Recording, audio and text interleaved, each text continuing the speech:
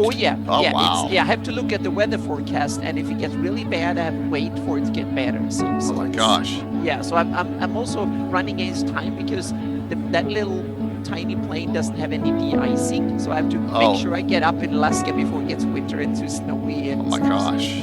Yeah. Can you run out of gas? Oh yeah, everything. Oh my gosh. I can fly. I can get lost. I can have mechanical errors. I switched off fuel accidentally at 600 feet above the ocean, and in darkness when it rained and bad. So I almost ditched it the other day. Oh my gosh.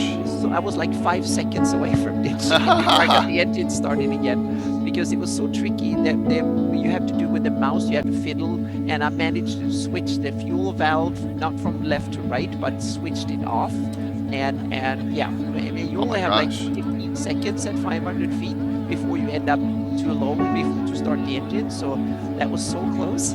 That was so yeah, I played a lot of Wasteland 3 yesterday. Yeah. That came out. Love that game. Yeah. I loved it all the way back. The original Wasteland came out in the Commodore 64 in the 80s. So it's iconic for... Yeah, I haven't played it, but I've heard about it. So yeah.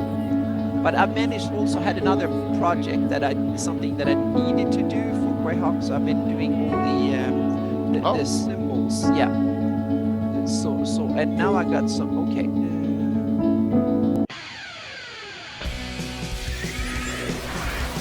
and we found some of them, yeah. So I'm actually converting all my symbols of the Greyhawk map into big PNGs because I want to redesign them or touch them up a bit, and I also want to make them into SVGs and stuff for GIS and a bunch of other tools. So that's something I needed to do. So that's something I've been doing for 3-4 hours a day, and then been flying for an hour and then 3-4 hours of converting them to, yeah. I didn't realize I had so many, so yeah. How many total, you think? I think it's about 60 or so, all in all, yeah. Because there's so many versions. There are small, big towns. There are capitals, free cities, and all the, yeah. So it's many different, all the varieties. I think it's at least 60. Yeah. Okay, cool. Just making sure they could hear.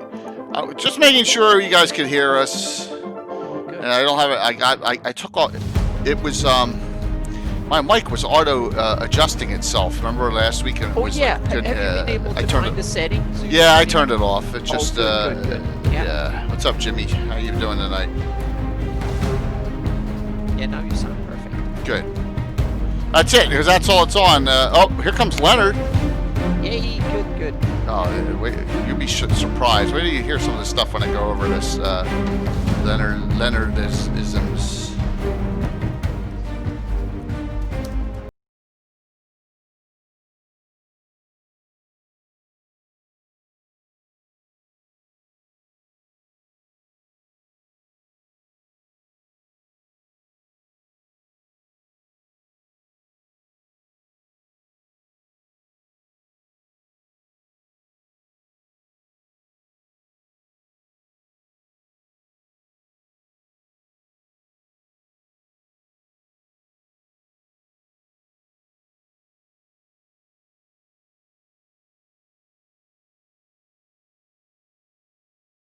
Oh, you can use a Fire Stick to watch. I imagine you could. Yeah. Well, it's owned by Amazon, so that makes sense. That's a wrong ad.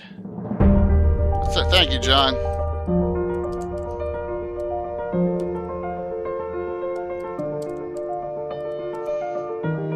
Hello, John. John, I downloaded both those ads to tweak them out during announcements for your Tuesday. Hey, Leonard. My tooth decided to just pop out of my mouth. What? Uh-oh. Oh, A front tooth? Oh my gosh. Oh, but it's one of your... Alexa, shut up. It's not a real, it was a fake tooth, or is it a real tooth? No, I don't know. I'm not positive. I have it here in my hand. Oh my gosh. But it doesn't bleed. It looks like it's a crown Oh, okay. over something that's rotted to shit. No, not. But Uh-oh. oh well. Well, see, part of the problem with the dentist is chemotherapies. You can't afford to have anything bleed excessively because my platelets are crap. I'll just keep bleeding and bleeding.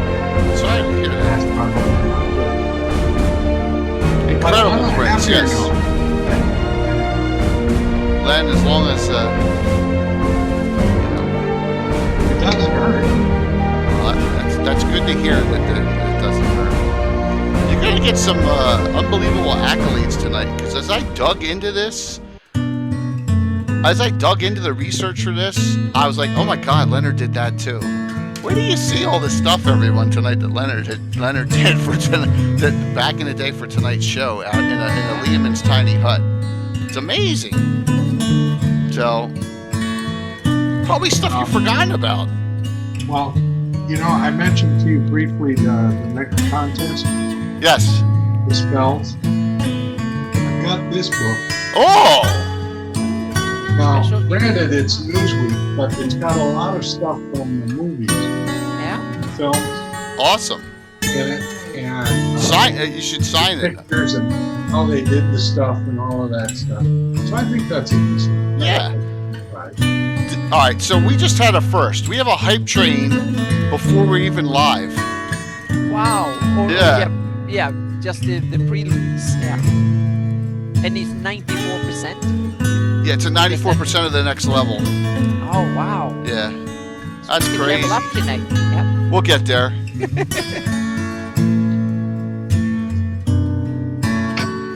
Nuts.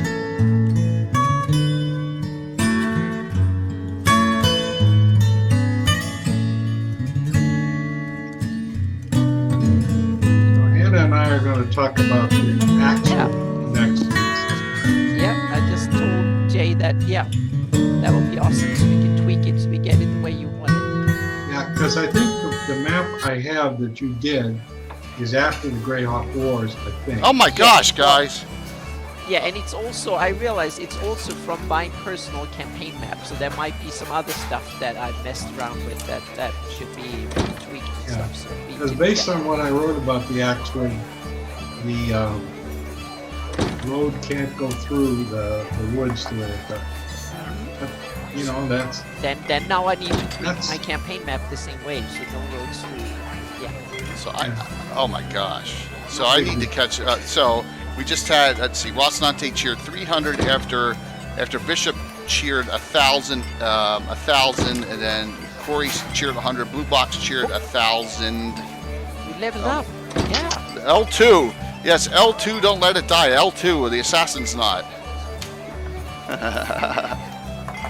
Wow. oh yeah, that's. I don't know if that's still for sale anywhere. Might It's on dry. Yeah, it's on Drive Through RPG. Yes, PDF at least. Yeah. And maybe even print on demand. Yeah. be. It does help a lot to have Resting Food first, though, Yeah. because otherwise you won't understand what the hell's going on. Give me 1 minute here.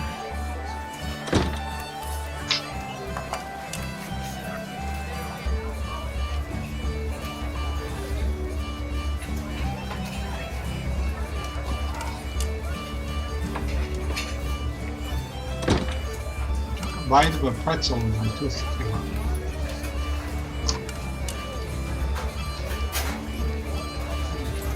What now? Oh, John, you didn't have to do that. Thanks. Alrighty. 1 minute early as usual. Got a lot of shout outs there. So, hello, good evening. I'm J.K. Lord Gazumba. We have, wow. So, woo! We have I've never had a hype train before. It's up to level 3. I've never had a hype train before we even started, guys. That was unbelievable. Thanks. I have Anna Meyer with me as usual, and I got the great Leonard Lakofka, who just lost a tooth somehow. But hopefully that doesn't prohibit I still him. have it. Yeah, he has it on. yeah, It you fell still- out. Yeah, There's a exactly. difference. You still have it, but not in your mouth. Yeah. Crazy. crazy time here. And so I hope you're all doing well tonight.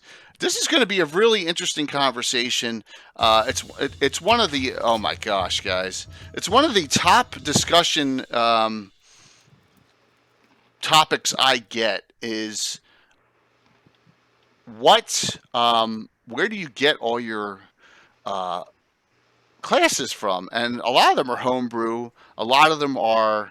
So I'm gonna keep on popping up these updates, guys. So if you see them re-pop up, it's just me redoing them because they were pre. So a lot of them are Dragon Magazine, and I tried to do my best to get through a list of all the classes in Dragon Magazine that we use and that we don't use, and it's a pretty amazing list. So I'm excited about this. So I'm going to ask this to Anna first, and then wait to hear, Yeah. and then we'll hear from Len. Anna, have you ever utilized like a custom class somewhere? I know you're Pathfinder, but just to interest you. Back in our 3.5 days, we actually before that in when we played first and second edition AD&D, we did what you did. We started taking classes and adapted them and stuff, and we did demon.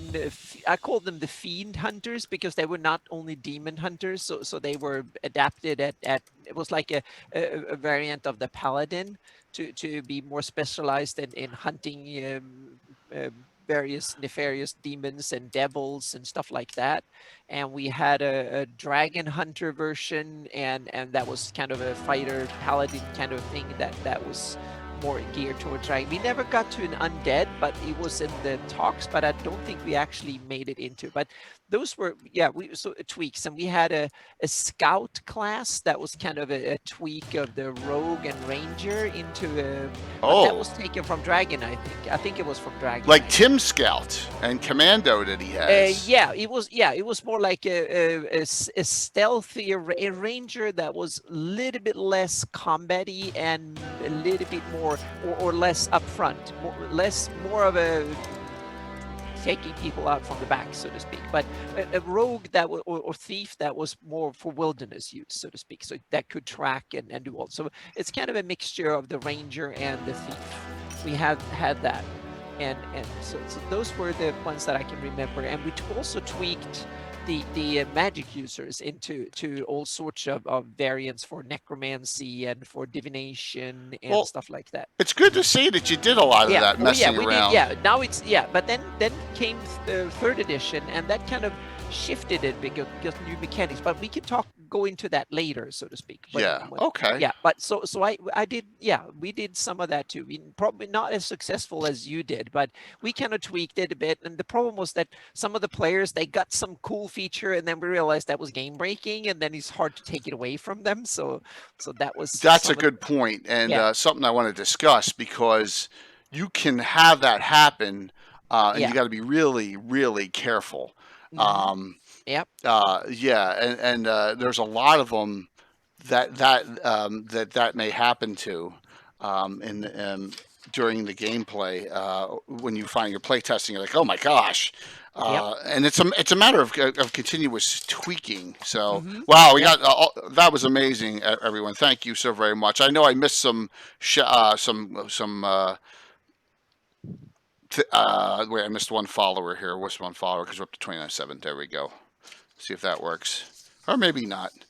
I'm messing up totally here. You guys got me all flustered with this hype train. So, all right, Leonard. Yeah. We got to give Leonard his due tonight. Yes. I'm going to tell a quick little story about a man named Leonard who went through, and you know what Lehman's tiny huts are, and really, really did some unbelievable work. I was doing my list up here, and then I wanted to do a list of stuff I don't use, or I've used, or I've tried. I came up with at least 5 classes that Leonard has come up with. And some of them are multiple classes, and it's just one article. So here's my list for Leonard. Archer, PC, one of my favorite classes of all time. Deathmaster NPC, right? Great NPC bad guy. Oh, here comes Tim. I gotta look up. Look up, not down. And now these are ones that we've dabbled in. Leonard created the Alchemist class. Leonard created the Entertainers class, which is really it's pretty funny, actually. There's a great iconic picture. Leonard created the Bureaucrat and Politician class, too. I forgot about that one. Yes, you need to tell me more about those. Oh my gosh, yeah. So Leg created all these great, unbelievable messing around with classes, and yes, Lenomicon, absolutely. It was a really, really wonderful thing. And then as I'm going through the old dragons, and by the way, this discussion of all these classes that goes from Dragon 39 to 129, and that's it. That's the gold, in my opinion. It's the golden era of Dragon magazine, right? You have one of my absolute favorite Dragon covers. That image, I love it. That one right there, yeah, it's beautiful. Elmore. I think that's 62. That's 62. It's so cool because it both have awesome characters and good landscape in the background, and I just love it. So, some unbelievable. There's also the one with the Gargantuan Red Dragon, Dragon 49, which the artist, they have a 12-page spread of him in there. I forget his name. I apologize, but it'll scroll through.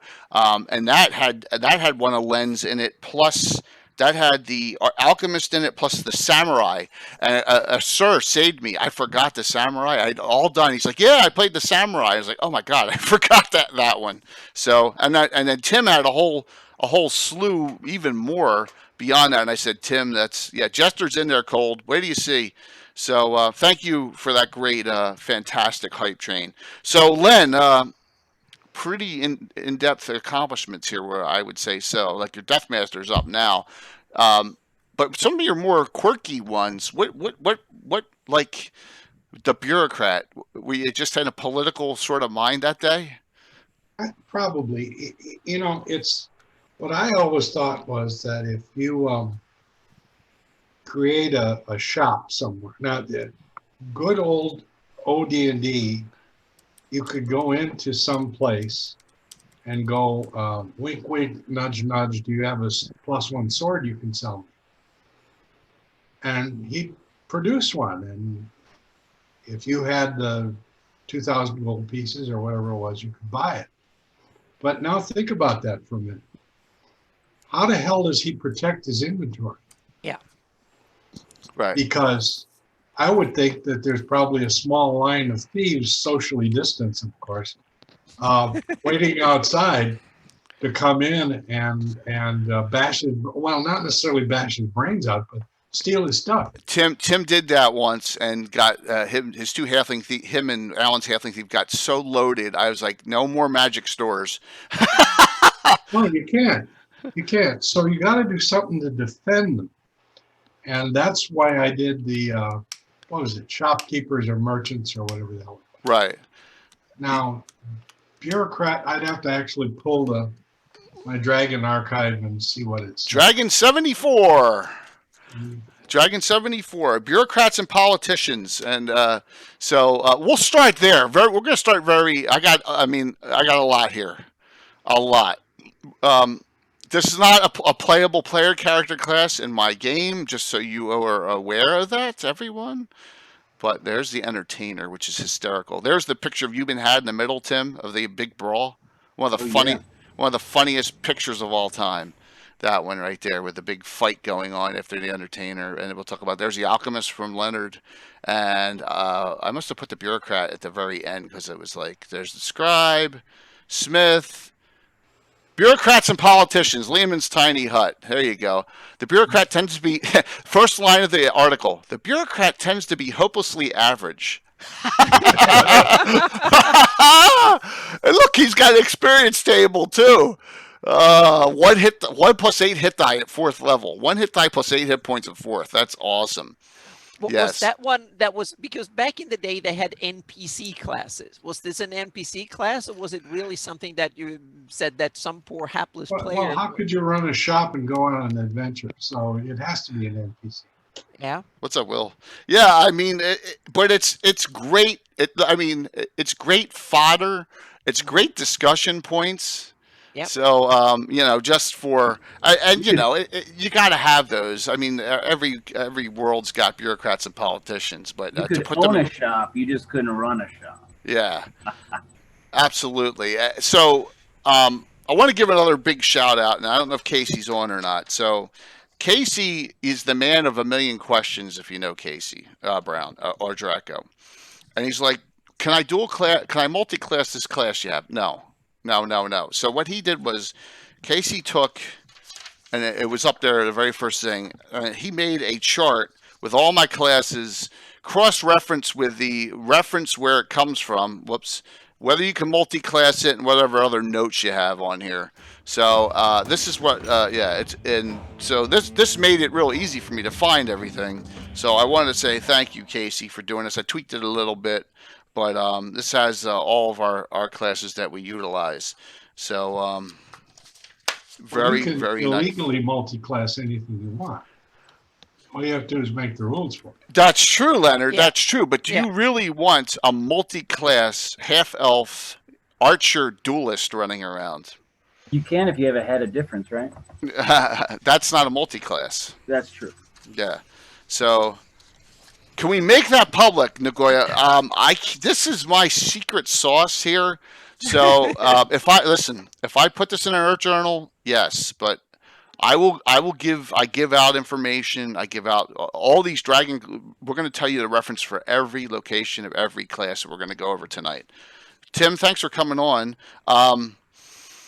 I want Tim to pick a bone with Leonard that he said, and I want to see Leonard's reaction, just a minor one. All right, Tim, you and I agree that Archer is like one of the best classes ever created. That's a dragon. It was a great class. It's a great class. It's a great PC class. It's been in my campaign since 1980, 81 when it first came out. We actually have multi-class Archer clerics, Archer mages, Archer thieves. We've even had.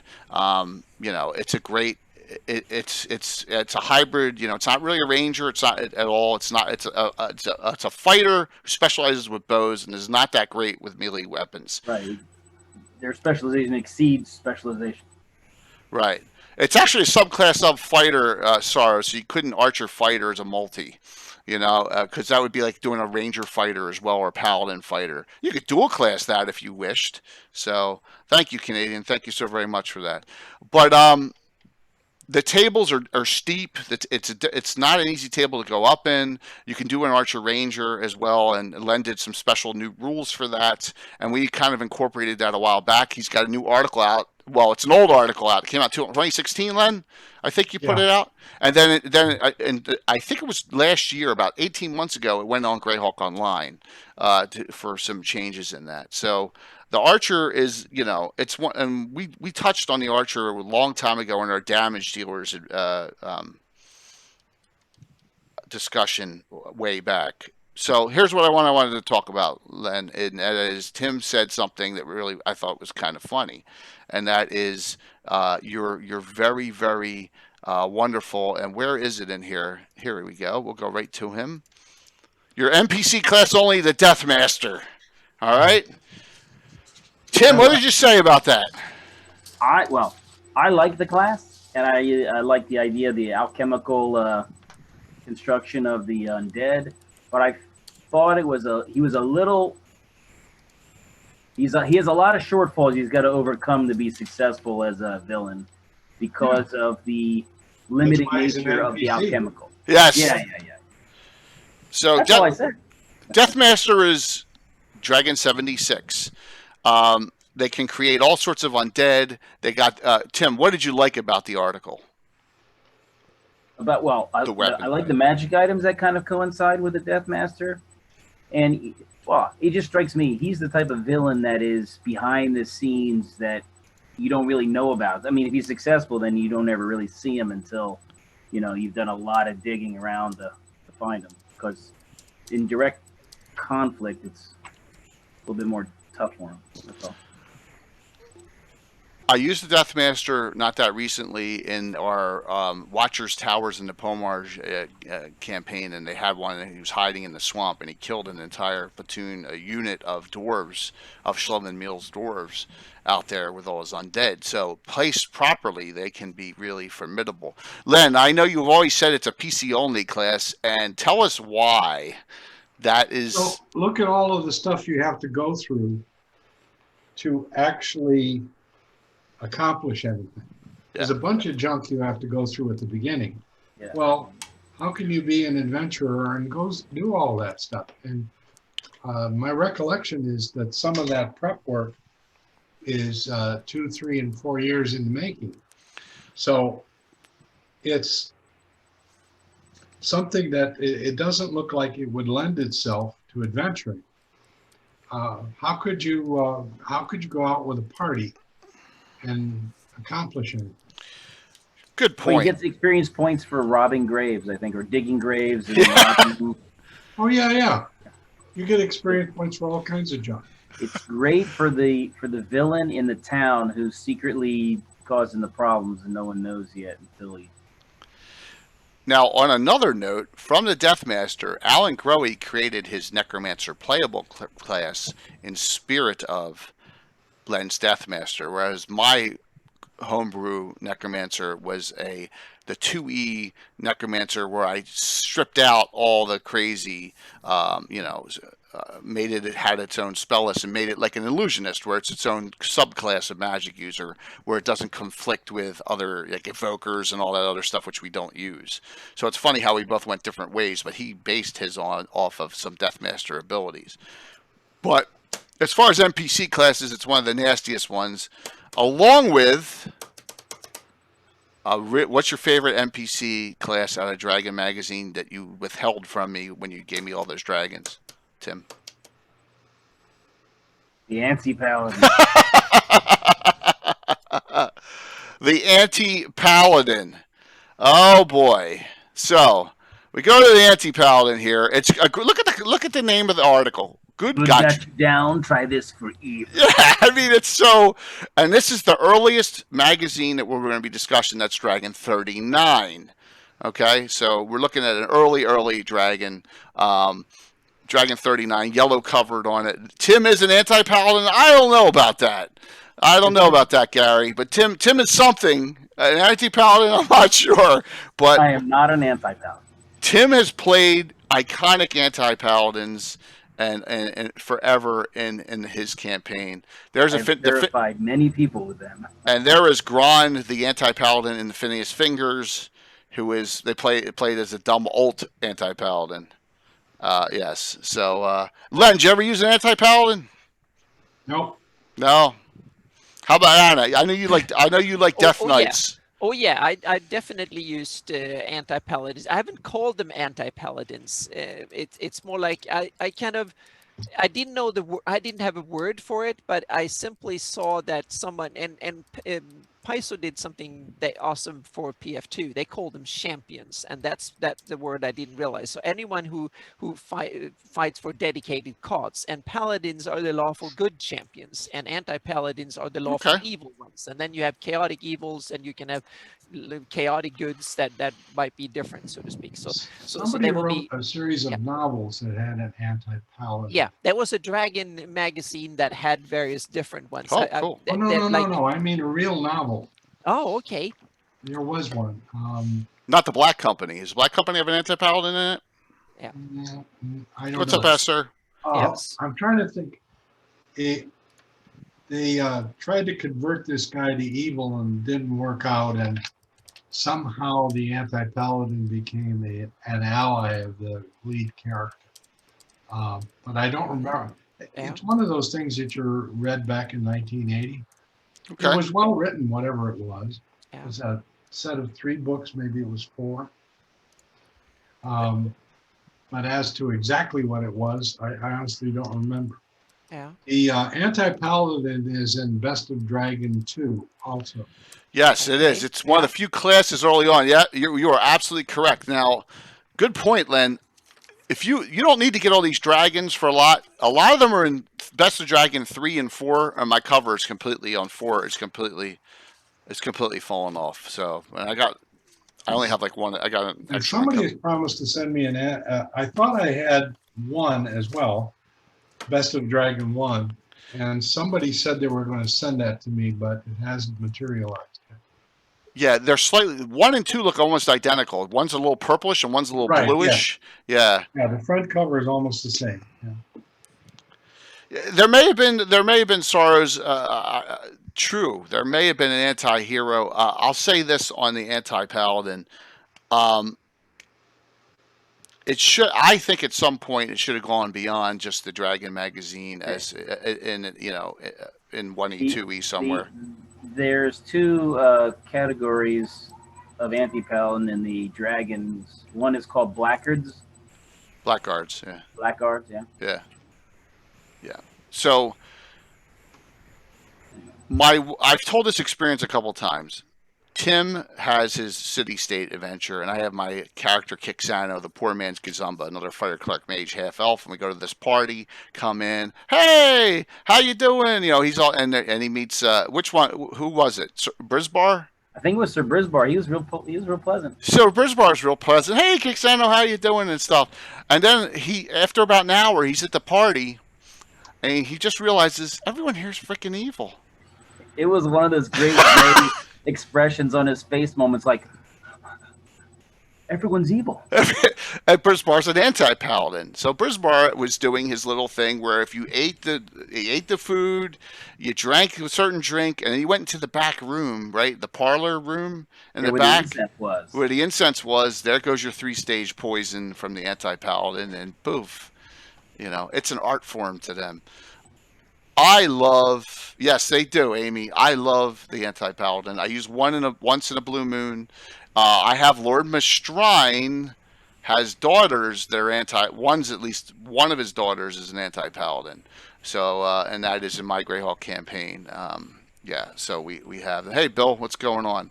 So, I love them, and that's a good one to go over. But there's another article. I know Phantom mentioned this, and that is, and I've referenced this in both my Earth journals, and that is this article here. A plethora of paladins, and this is, I think, from Dragon 109. Plethora.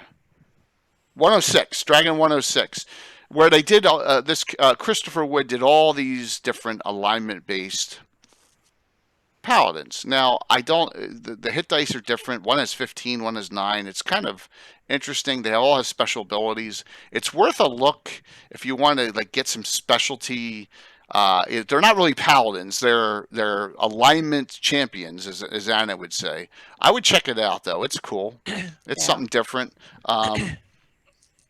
For me, sorry. Go ahead, Anna. I was going to say I treated my anti-paladin because they were the props of me as a DM running it, so they were monsters, and I treated them as monsters, meaning I designed them differently. If they were IU's champions, that they were the bane of paladins and all the good ones. So I gave them kind of evil equivalents of some of the paladin abilities and special abilities and features, but I treated them very much like monsters. They weren't classes. They didn't level up according to class logic, or I never wanted to give the players the ability to have the same class. So I just took things, that appropriate abilities for whatever they were fighting for, so to speak. So, but they were clearly anti-paladin in flavor, so to speak, but not in mechanics. Yeah, and that's a good thing, is that there's all different types of evil characters out there. Yeah. They don't all have to be the same and cookie cutter. But one thing I found out about anti-paladins, they're not cookie cutter. They're all over the place, because you can have the Snively Whiplash type, or you can have the Suave type. You can have the devilishly handsome, or the just the heinously vile-looking evil. Yeah, absolutely. You can have all different types. You could use Boris Batinov. Yes, yeah, and Natasha. All right, John just reminded me on something. I'm going to do this now, and I'm going to do this later. So, because I know John has to leave from Blue Box. All right, I'm gonna do this real quick, and then I'm gonna do it a little bit later. Greyhawk Awakening has a charity stream on Tuesday. It's at 6 p.m. Eastern, 5 p.m. Central, where Josh is going to shave his beard off as they go. All right, and this is going to be to benefit Save the Children for children trafficking. All right. So I'm going to be on there, watching and donating. So please, it's not through Cheers, it's through general donation. So it's a great cause. It'll be a really great stream, I believe, just like the one last couple weeks have been great on Blue Box. So, John, thank you, and I will shout that out again. I promise at the end of the show. So awesome, thanks. Great. So, yes, devilishly Hampson. All right, Leonard. Let's do another Leonard class while we have Leonard here. We have Leonard for about another 25 minutes. So, man, Leonard, you were like going insane with this. We actually play tested this with Jesters, and we'll talk about both. And I just went right by it, you dumbass. Sorry, I'm talking to myself. There we go. Let's talk about both. The Jester and then Leonard's Entertainers. I have Jesters on this list here on my allowable class list, but guess what? I've never had a player character play one. It's always NPCs for the most part because they are really not very useful in a party, as some of you saw a couple weeks ago with Theodore Craxus. They can't backstab. They're thieves that can't backstab. They're thieves that can catch items, they can juggle, they can climb walls, they can insult opponents, and they can cast some limited charm type spells. That's about it. But it's good comedy to have. Combine that with an entertainer class that Len made. Now, Len, do you remember your thought process on the entertainer? Well, my thought process has always been on these guys is you have the guy up there enthralling the audience while his partner goes through and pickpockets people. Wow, that's a good idea. Oh yeah, that's a damn good idea. And it's reasonably successful because you can say, let's say you've got a 35% chance to pick a pocket, but the person is up there watching this performance, whatever it is, jugglers, knife throwers, somebody playing the lute, people singing, whatever it is, and you can get enthralled enough. You roll a percentile and you say, well, or a 10 or 12-sided die and say, okay, now instead of 35%, I'm going to ignore the die roll if it's 1 through 12, so 35 all the way up to 47, you could still get away with it because you're watching what's going on. Now, it's better still if you actually have a bard, a first edition bard. I know there's a second or third edition bard, but anyway, the first edition bard had to go through all this crap. Yes, he had to be a fighter, he had to be a thief, then he became a bard. Oh my God, Reiner's coming in. Enthrall and suggest to the group that he was performing for. So this is a perfect chance to pick somebody's pocket. You can lift a dagger off of somebody. You can do some wonderful stuff. Thank you, Reiner. Yeah, and you even put the detail in of this so that you had jugglers, troubadours, and what was the third one? And then you made it so that they become showmen and other tightrope walkers. Yeah. Well, every now and then you would go to a Renaissance festival.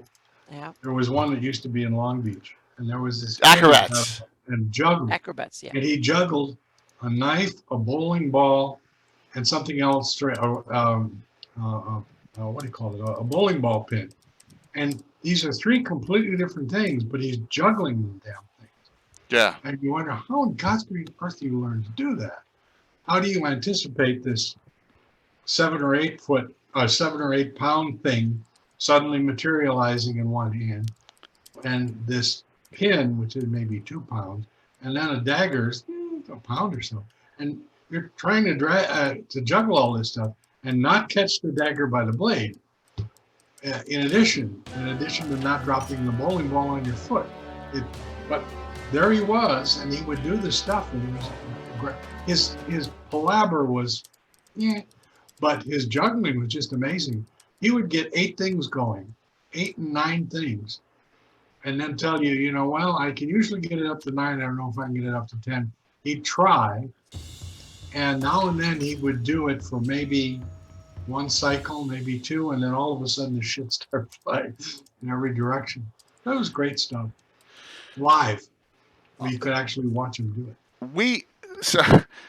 Like I said, that picture up there of Gabbin had from that Dragon 60, and actually he appears. This is Dragon 59, so actually he hasn't appeared yet in Dragon magazine. It's in that picture of the big bar fight going on. But I DM'd once, and I let Tim play the jester, and Walt played a full showman entertainer and an adventure back in the day. And oh my God, they annoyed the hell out of me. Together, right, Tim? Do you remember any of that? So, I remember always being hilarious. Yeah, it was hilarious. I don't know what you're talking about. Yeah, it was pretty funny. And if you want a lighter heart kind of adventure style, that's why I have jesters in my campaign. I modeled my guy on Wamba the Witless from Ivanhoe. Yes. Yeah, you did. You did. Oh my gosh, great memory, Tim. That's a great movie. Yeah. Kender mystery. I don't know what a Kender is. I'm sorry. So I'm just kidding. Yeah, Ivanhoe is a classic. Oh, it's a good. Always a. When I was a kid, I didn't realize that Robin Hood is from Ivanhoe. I never knew that. That's where he starts in literature. Is Ivanhoe. I don't think so. No, Robin Loxley. I thought he did. No. I don't think it started in the. He's definitely mentioned in Ivanhoe, but I'm not sure if it started there or not. Right, he's mentioned. Him and Friar Tuck and all that show up in Ivanhoe. Okay. Ivanhoe was much later. Okay. Yeah, I don't know which one came first. Amy says no. Original. So. Yeah. Mm-hmm. I don't know if Amy's saying no to me or to Kenders. Or to both. So, okay. Excellent, Amy. I was wrong. Earl Flynn. Earl Flynn? Is that right? Yeah. Earl Flynn. Earl Flynn. Earl? Yeah, but Ivanhoe is... Anyway. Yeah, but it's he did one of the first versions of Robin. And then there was an early 1980s version that's my favorite. But you got to watch this melee going on, him firing arrows, and you looked at, well, how many did he do in a minute? And you went, oh my God, look at that. And that was one of the inspirations for the Archer class. You actually say that in this article. I can look at it right here. So let me do a Leonard quote, since Leonard is iconic tonight. The very beginning of the Archer article here. Okay, so if you don't want to go through the Dragon 49, no, not 49. What number is it? Archer 44? 45. It's Dragon 45, the original Archer. All right, so this is Best of the Dragon, Volume 3, Archer by Leonard Lakofka. Once again, he says right here, those who are familiar with the Errol Flynn movie Robin Hood, first line, may recall a scene where he kills 4 or 5 men-at-arms with single arrow shots all within 1 minute. And then you say, I timed some of the missile firing scenes. So there you go. That was Leonard's basis for this great class, is right there from the Errol Flynn's movie. Well, it goes back to the... in the Dungeons and Dragons combat system, which is not only not hit location, but only 1 blow per round until a miracle happens and you finally get 2. And Gygax would just say, well, it's a bunch of feints and step backs, and you're moving around, and then finally you get the chance for that 1 blow. Yeah. And you had to say to yourself, well, that's ridiculous, but that's the combat system. So the combat system was based upon this, everything happening in a round, depending on how many segments you used and what you did, but it was based that way. And if you bought that concept, which theoretically you had to do because that was the combat system, you had to realize that it wasn't realistic. True. Because Dungeons and Dragons is certainly not a simulation, not at all. That is true. That's true 100%. Reiner72, I just gave you a VIP badge for being such a great crafting streamer there. Hopefully that hops on there. So here's the deal. Here's the deal in my game with Leonard's Archer. There are Cavaliers that use bows. There are fighters who use bows specialized, right? There are the Elven Cavalier uses bows. There's a lot, even a lot of thieves use short bows. That 7th level rule applies 3 arrows in 1 round. In my game, only ever goes to the Archer class. That's it. So the Archer's the only one that gets it. That way, we're not overwhelmed, and it's such a specialization. The Archer's the only one. It gets the 3 hours per round. They get that at 7th level. So there you go, Len. So it's got a special place. It should be that way. Every class, that's the class advantage. All the pluses on the hits. Well, also the point blank stuff too comes in. Yeah, the range classifications are part of the Archer class. Yes, and it's crazy because a bow goes longbow in D&D goes 140 feet to medium. Yeah, a longbow to medium is 70, 140, 210. Leonard's Archer is 210 to short range. Yes, you got a huge range. The Archer can up to 630 to long range. On my table, 8-foot table of 96 inches by 96 inches, that's 63 freaking inches across the board. So think about that in my game style. So the Archer has a huge range advantage, whereas only giants throwing boulders can even range them. They outrange all the other specialists with bows and heavy crossbows and all the other things. So it's a class that has its benefit. Yeah. So this set is right here. I'm going to pop this back up. I have it here. It's almost impossible to get. I think Anna knows what I'm talking about here. That Dragon Magazine archive. Oh yeah, the CD-ROM set. Tim had to step away. He'll be back. Mm-hmm. Yeah, no. I have it. George, I'm not going beyond 8x8. My wife will kill me. So plus we needed Welsh longbow outstripped the bows used by other archers. It's why they played such a role. Yes, and they killed an entire generation of French nobility at that fight, if I recall correctly, Amy. So, yes, I will do. John, I promise for another shout out. So archers are one of my favorites. Len, let's talk about, we got you for our 17 minutes. Let's talk about your other great class. This one should delve into more because we're using it more and more because with specialties, we have a Maester. But let's get through the Len ones while we have them here. And that's the Alchemist. All right. A recipe for the Alchemist. The Alchemist, we go to, of course, this is number 49. This is Dragon 49 that the Samurai's in as well. It says the Alchemist. Dragon 3 as well. Yes, it is. It's right near the Archer. The Alchemist is an obscure subclass of magic user. He or she is always a non-player character, and the rules here will indicate. So Len has a lot of great rules on how to work up the Alchemist here. So Len, what was you just thought that it was needed, right? And it wasn't the Potter, Glassborough, Apprentice, Brewer, Ambler. We knew there was something called an Alchemist, but we didn't know. There was no backbone to it. That's true. There's just a miscibility potion table, right? You get out your typewriter. Remember those? Yeah. You get out your typewriter and go nuts. Best of Dragon Volume 3. If you want to get it you can still get Best of Dragons Volume 3 for like $10 on eBay if you look around. So all the abilities here. Look, Len did a good job on these difficulties of potions. So if you really want to get into some depth into your alchemy, this is a good place to start with that. So yes, it is an awesome Dragon Magazine. The other great thing about Best of Dragon 3 is this series of stuff by Roger Moore on the points of view, dwarves and elves and halflings and what have you, adding gods and points of view. It's really an excellent series of articles. If you need a dragon resource and you can only afford one, right? This is it. this is the one to get. Okay, Best of Dragon Volume 3. Just because of all the greatness in it. Thanks, Zytec. Yep. There are Best of Dragon Volume 3 has a lot of great stuff. It has about dragons. It has the samurai in here. It has the bard, which we're going to get to. Cantrips are in here as well.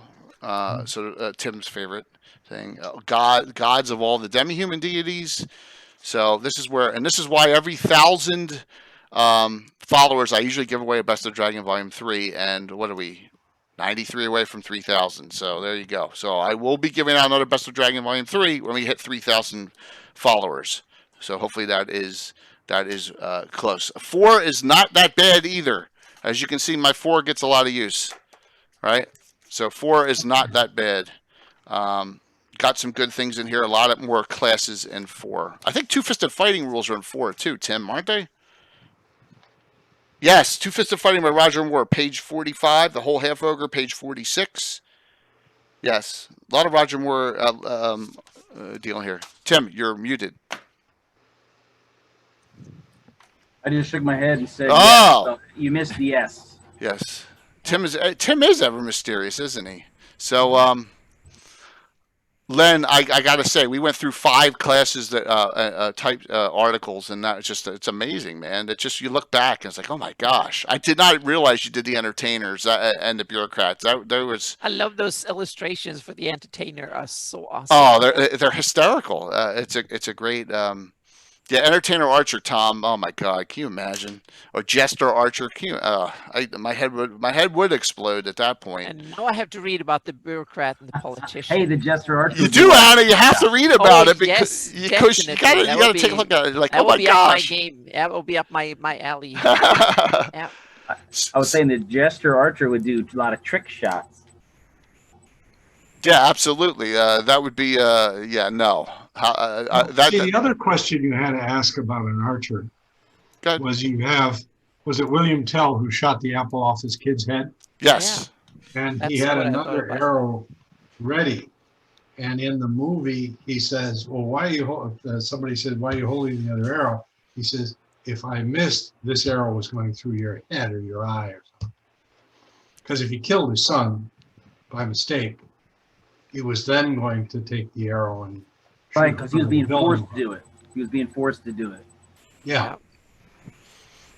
Definitely, it's good to see you pulled from literature for that. And you can look at that table once again. I mean, look at the pluses. The pluses scale up crazily amounts. Plus, you get point blank. Point blank range did not exist till Leonard's article.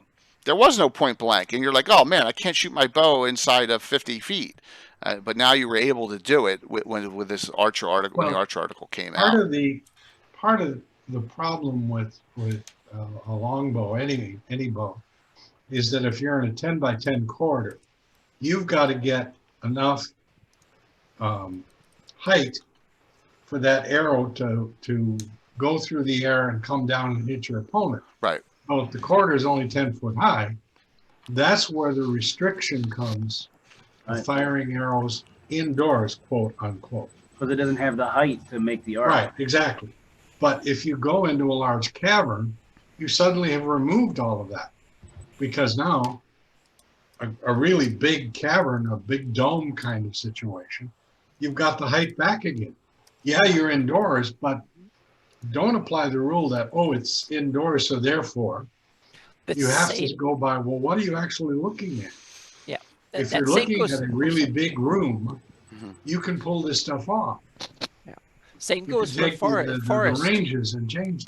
Yeah. The same goes for forest and stuff, because archery up until beyond like one range increment is basically indirect fire. So that means that you have to now I'm using a military term, like it's there like was something artillery and stuff. It might be on Wikipedia of all places. Yeah.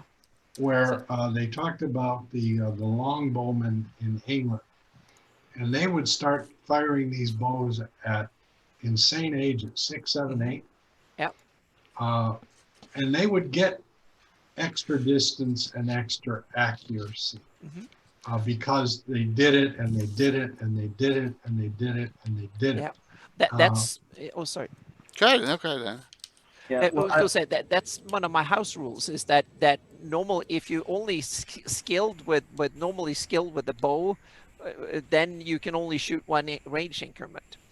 And then it's a feat to learn to shoot more range increments because that's like the longbowmen of England. So meaning you have years of training to shoot indirect fire and still hit the point, so to speak, because you're not aiming at that. You're just aiming up in the air, and then you know where the arrow and to read weather and winds and all that stuff. And it's all intuitive. There's no sights. Exactly, no sight, so it's all intuitive. That's why it requires a feat to get it, and an additional feat for each range increment up to 5. So the master archer person can shoot like 500 feet away, and he can hit a target like someone sitting on a horse 500 feet away. But that means that then you have to be like 12th level, and you have to spend all your feats and all your training on doing it. Then that archer can pull that off. But a normal archer, he wouldn't even be able to get the arrow in the right kingdom at that range. You can't fire not only indoors, you can't fire in forests and stuff when you have trees and all that bullshit. So then you can only fire. That's one of the advantages with crossbows. Crossbows have longer range because they are more of a direct, but and more penetration technically. Exactly. Yeah, more penetration that way. They take much longer to load, but they're way easier to use. That was one of the benefits with a crossbow, was that you can actually give that to some smart, and they can actually aim and shoot more like you do with a rifle. 120-pound pull longbow. Yeah. If you're not trained on it and all that, you only got like 3 shots and then you're done. Yep. So that's one of the advantages with the crossbow. Crossbow takes forever to load comparatively, and they're heavy to lug around and stuff, but they do as much damage, but you can shoot longer with them. But you can only conserve ammo because of that too. Yeah. Mm-hmm. So, my change in 1E 2E rules was light crossbows do 1d8 instead of 1d6.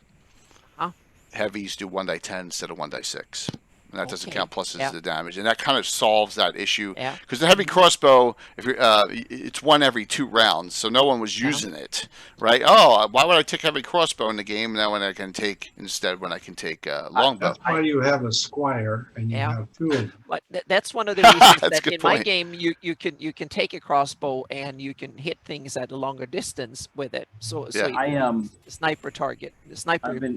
Yeah, you have a henchman who keeps loading the crossbow for you. Yeah. Mm-hmm. You fire it, and have a henchman behind you. You pass off the one that you just emptied, and then take the new one. Henchmen have red shirts. You can get one crossbow bolt around.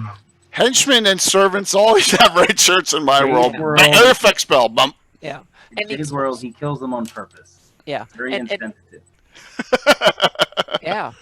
But what Jay, you hit at a good point earlier that is something that in your style of play you play over large areas because you have a big game table and you play with miniatures, and that the same, not for the same reason, but I have the same effect. The way I play, encounters are over a much wider area. They often you can start when you see the enemy half a mile away.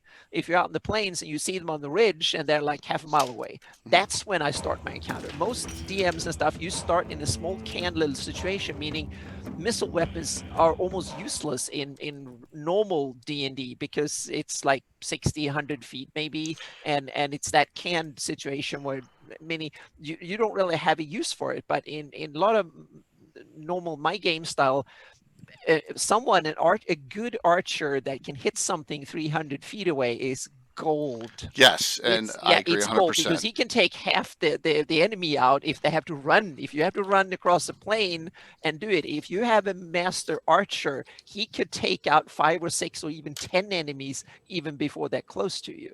And that means that it's really, really beneficial. Or have someone with a heavy crossbow that can wait and snipe. The joy of firing at men at arms. Yeah. Mm-hmm.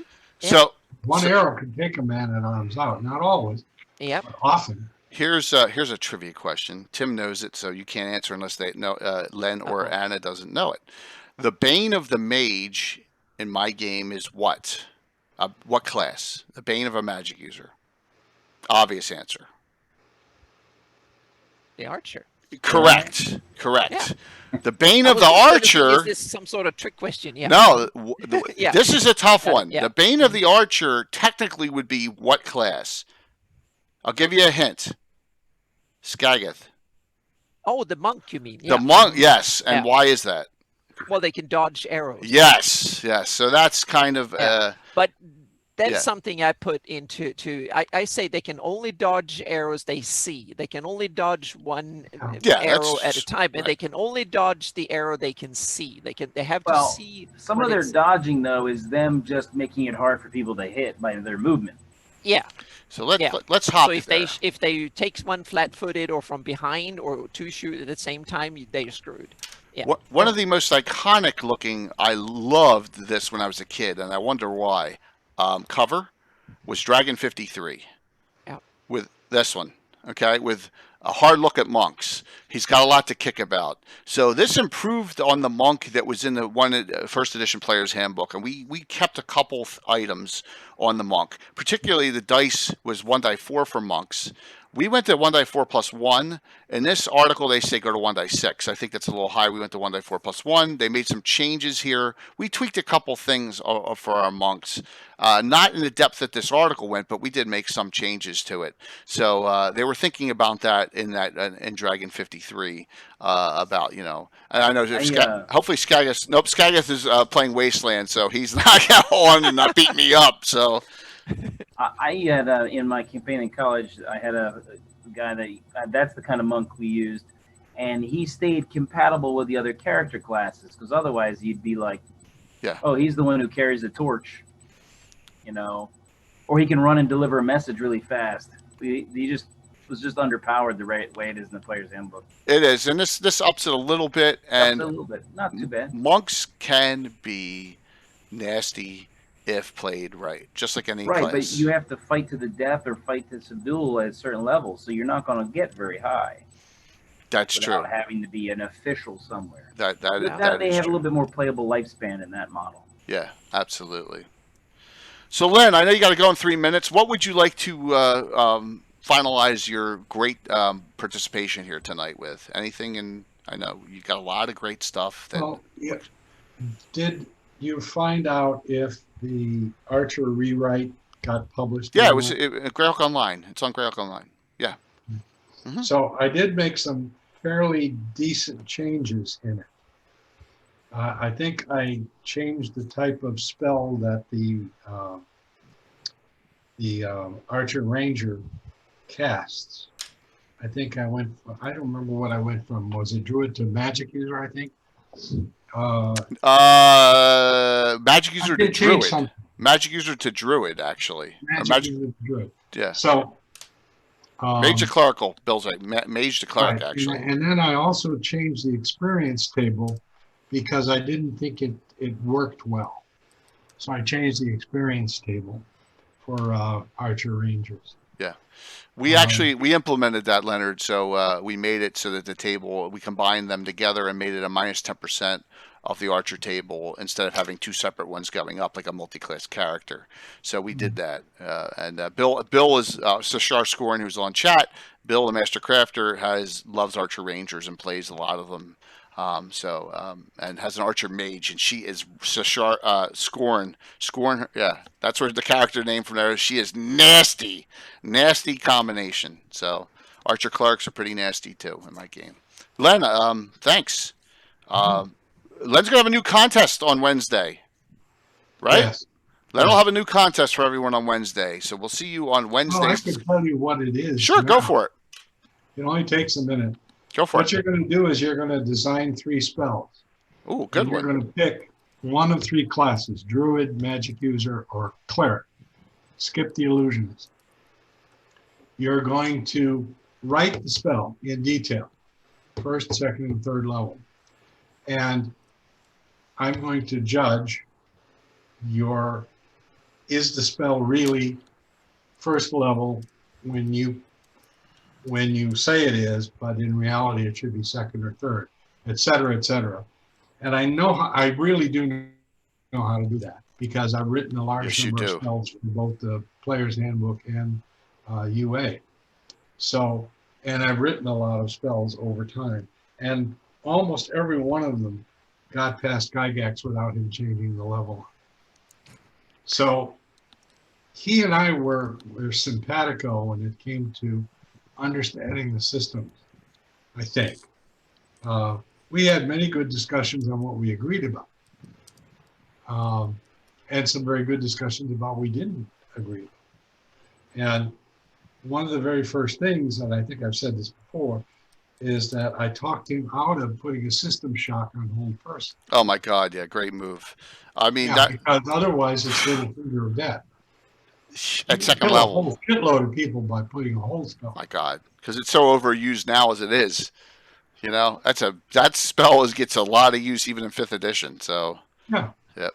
Hey Irish. Hey Amanda. Hey Canadian. Hey Carlos. If that Carlos was Amanda, great. I have to go. Len, see you Wednesday. Thank you so very much for great talk tonight. Thanks. Yeah, and talk to you. Oh yeah. He disappeared. Hold person is incredibly effective. Even the mage spell is even more effective, but that's 3rd level because it could be up to -4 on your save because you can do an extra individual with a mage hold person over a clerical hold person. No, -3 because there's 4 targets. If you only target once, -3. Yeah. I can't even use my fingers. All right. So Anna, Tim and I will bounce back and forth, and if you want to discuss one, that would be awesome as well. Thank you, Mo's Magic, for the follow. Like I said, we'll get there, and I'm hoping we'll go through a lot of discussion later on Virtual ReaperCon coming as well, which is going to be awesome. Tim, pick one. What do you want to talk? How about your favorite that you're going to use in Virtual GreyhawkCon? Oh shit! Which one? What are you talking about? You're going to DM, and Carlos is going to play one. Oh, no, I know. Oh, you talking about the Barbarian? The Barbarian Cleric. Oh, Shazam! You're right. Yeah. All right. So I was going far afield. I wasn't staying that close. All right. Barbarian Cleric. No tribe is complete with one of these by Thomas Kane. This appears in Dragon 109. Now, I said no to this for 38 years. I said no. I wore him down. I said no, I'm not letting someone PC this. Tim has, and what's his name, Tim, in my new Narwhal campaign? I spaced his name out. So. Yes. He's got a Barbarian Cleric. Yeah. They are really cool. They get druid and clerical spells. They also fight a nemesis when they go up in level. Their experience table is crazy like a barbarian. But if they defeat that nemesis, they get to summon that nemesis 3 times before they go up to the next level. So, for example, he's still first. When he becomes second, he'll fight a mains. If he defeats the mains in combat, he can summon a mains for his use 3 times. Now, if he fails and loses to the mains scars him somehow, sometimes horribly. So it's kind of a cool idea. There's grooves in there and all sorts of other things. So talk about what the Barbarian Cleric does. He's got access because he's worried about the tribal pantheon. So he's not one deity. So he's got access to cleric and druid spells. He can turn undead, but he needs some sort of noisemaker, a bull roarer, chimes, drum, whatever. He needs some sort of tribal thing to turn undead. He's got some of the barbarian abilities, some of the minor ones. He's just he uses 10-sided die for hit points. And then he has also magic user spells. After he goes a couple levels, he starts to be able to do both. So just gives you a little bit more variety. He doesn't have the fear of magic like the regular barbarians, but he kind of plays along because he doesn't, he knows it makes them scared, so he kind of keeps it secret. Which is, I think, why you always have these iconic, scary witch doctor that even the tribe that has him is still afraid of him a little. So I'm going to answer a question. Strange, there is no max level in 1E, 2E. There's max class levels for some, like assassins, druids, bards, but there's no max level at all in 1E, 2E. That's a fallacy. Okay? Just answering that question. The Barbarian Cleric, I softened on it. It fits well in our Narwhal campaign. Anna will watch Carlos play one, and Anna's playing the Commando, which is another Tim creation. But this one's right out of Dragon. So, Anna, what do you think about this? The Barbarian Cleric. Well, it's kind of an interesting. I think the Barbarian, and it's kind of. I always saw it's kind of funny the way they were scared of magic and stuff, but not particularly useful. So I think it's more, that's something that I think should be more cultural, not something that should be in a class. But the Barbarian is an interesting thing because that's one of the few classes that I see as being almost kind of cultural. And the monk is another one that I've kind of forcing myself, I don't know if it's right or wrong to say that only certain areas, meaning barbarians, they come from up north. They are either the wolf nomads or the tiger nomads, or they're the barbarians up the ice, no barbarians, whatever. I don't know if this is right or not, because no other class is like that except for the monks, where I try to envision them as meaning the Scarlet Brotherhood use monks, and which is weird because I also feel like the Baklunish have almost feel like that's where the monks should be, so to speak, to some degree culturally. So but meaning fighters and rogues and stuff and clerics, I don't see, and magic users, they can be anywhere. It's just I see them more as game concepts and as game mechanic concepts, not something you use in game. Meaning a character wouldn't present himself in game saying I'm a third level fighter. He would say I'm a warrior of so and so, or I'm a man of war, or soldier, or some term like that. So I see classes as more as a mechanical construct, not something that exists in game.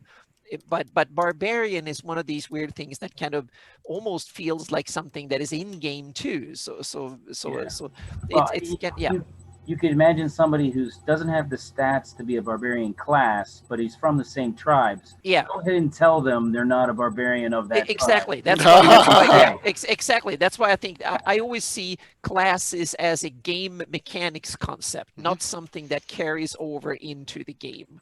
So I try to tell my players that it's something that their characters are something, but they are not their class in game, meaning they have a home, they have a mission, they have a set of skills, and they might even have a noble title or job title or something specific, or they're a member of something, meaning they're a member of a thieves guild, or they're a member of a tribe or a church or something, and that gives them their title and whatever. And they might be a soldier, they might be damn good at killing people, and the thieves guild needs it, and so they're a thieves guild member, and that means that they become a thief or a rogue or something, but they're not of the thief class. They don't open doors. They're the ones standing guards when someone comes and messes with the thieves. That's he takes care of it, so to speak. And that's the other interesting thing, is that you can see it differently, and over the editions it has kind of changed, and with PF2 that the class concept have changed significantly. I think the big break was between second edition and third edition, when you got the feat mechanic became much more prevalent, and you can kind of mix and match, and multi-classing became not a weird sidetrack. It became a mainstay. You could pick class levels through your character's career and mix and match, because each class level were more kind of interchangeable, and that is for me, I love that concept, but I can also say that that comes with certain problems too. Yeah, exactly. Min-maxing comes, yes, and PF2 have taken a step back from it. They've enhanced feats are the thing, not class. Feats is the standard thing, and you can take multi-class feats and stuff. So I kind of like that. It's a step in the weird step into what I think is the right direction. But on the other hand, you can take the PF2 concept one step further and abolish class and say everything is feats. You just you can, every time you level up, you simply say, I want to be better at this. So you pick a feat at this, or you pick a feat at that. And you can kind of make everything into little Lego bricks, and you can just take that brick and say, oh, I'm working on my sword fighting, or I'm learning more spells, or whatever. And you can kind of you can super specialize, or you can super generalize, or somewhere in between. And that is one flavor that I think can work, but it's a slightly different game. You can still play with the same bricks, but they're put together in a different way. So it's an interesting take that I'm not really, Yeah. I don't even know where I want to be in the end, so to speak. I'm not about. I will pilfer from an edition if I love something, and we took Yeah. feats Yeah. and melded them into our proficiency system because it Yep. allowed for further customization. So Yeah. we have the feat of sword and board, we have the feat of shield mastery, we have the Yep. feat. We have all that. Yep. We have specialization and finesse, Yep. and Yeah. so I have no problem with that. For us being the old dogs, if I find something I like prestige classes, I'll back convert them to a 1E2E class. I was just going to say that was the concept in 3rd edition I loved more than anything else. Yeah. All of a sudden, you can say that if you want to be that super duper cool thing and go and join that guild, you have to take a prestige class to become that, so to speak. And that was another thing that could add flavor. And also because the prestige class, you don't say that you have to be a wizard of that level and something else of that level. You simply say you need to know these things, right? And that you get them from feats and the class. And I love that concept, so to speak. And in PF2 you have basically the same thing, and you take a multi-class feat that can give you a new arc, so to speak, and that becomes a way of both multi-classing and also get prestige class, because it could be like a second, even if you multi-class, you can take it. But so you need even more. If you have all these kind of cool things, then you can take that special feat and you can be a super assassin or whatever kind of concept you want to have, a silent one, special spellcaster or something. So this is what I'm going to do in a future one, because a lot of people say you like it, but it's too difficult. We have a simplified system. I know we went over it in an old Gabbin, and in an upcoming Gabbin, we'll show some tricks of the trades on how I keep things 1E, 2E for me. All right. Yeah. We'll go over that. We'll go over keeping it. But it's also it's one huge, enormous reason to keep things and to keep the system you used for years. You know it. It's effective. You can play fast and efficient, and you got things balanced, and it works. That is a huge benefit in itself.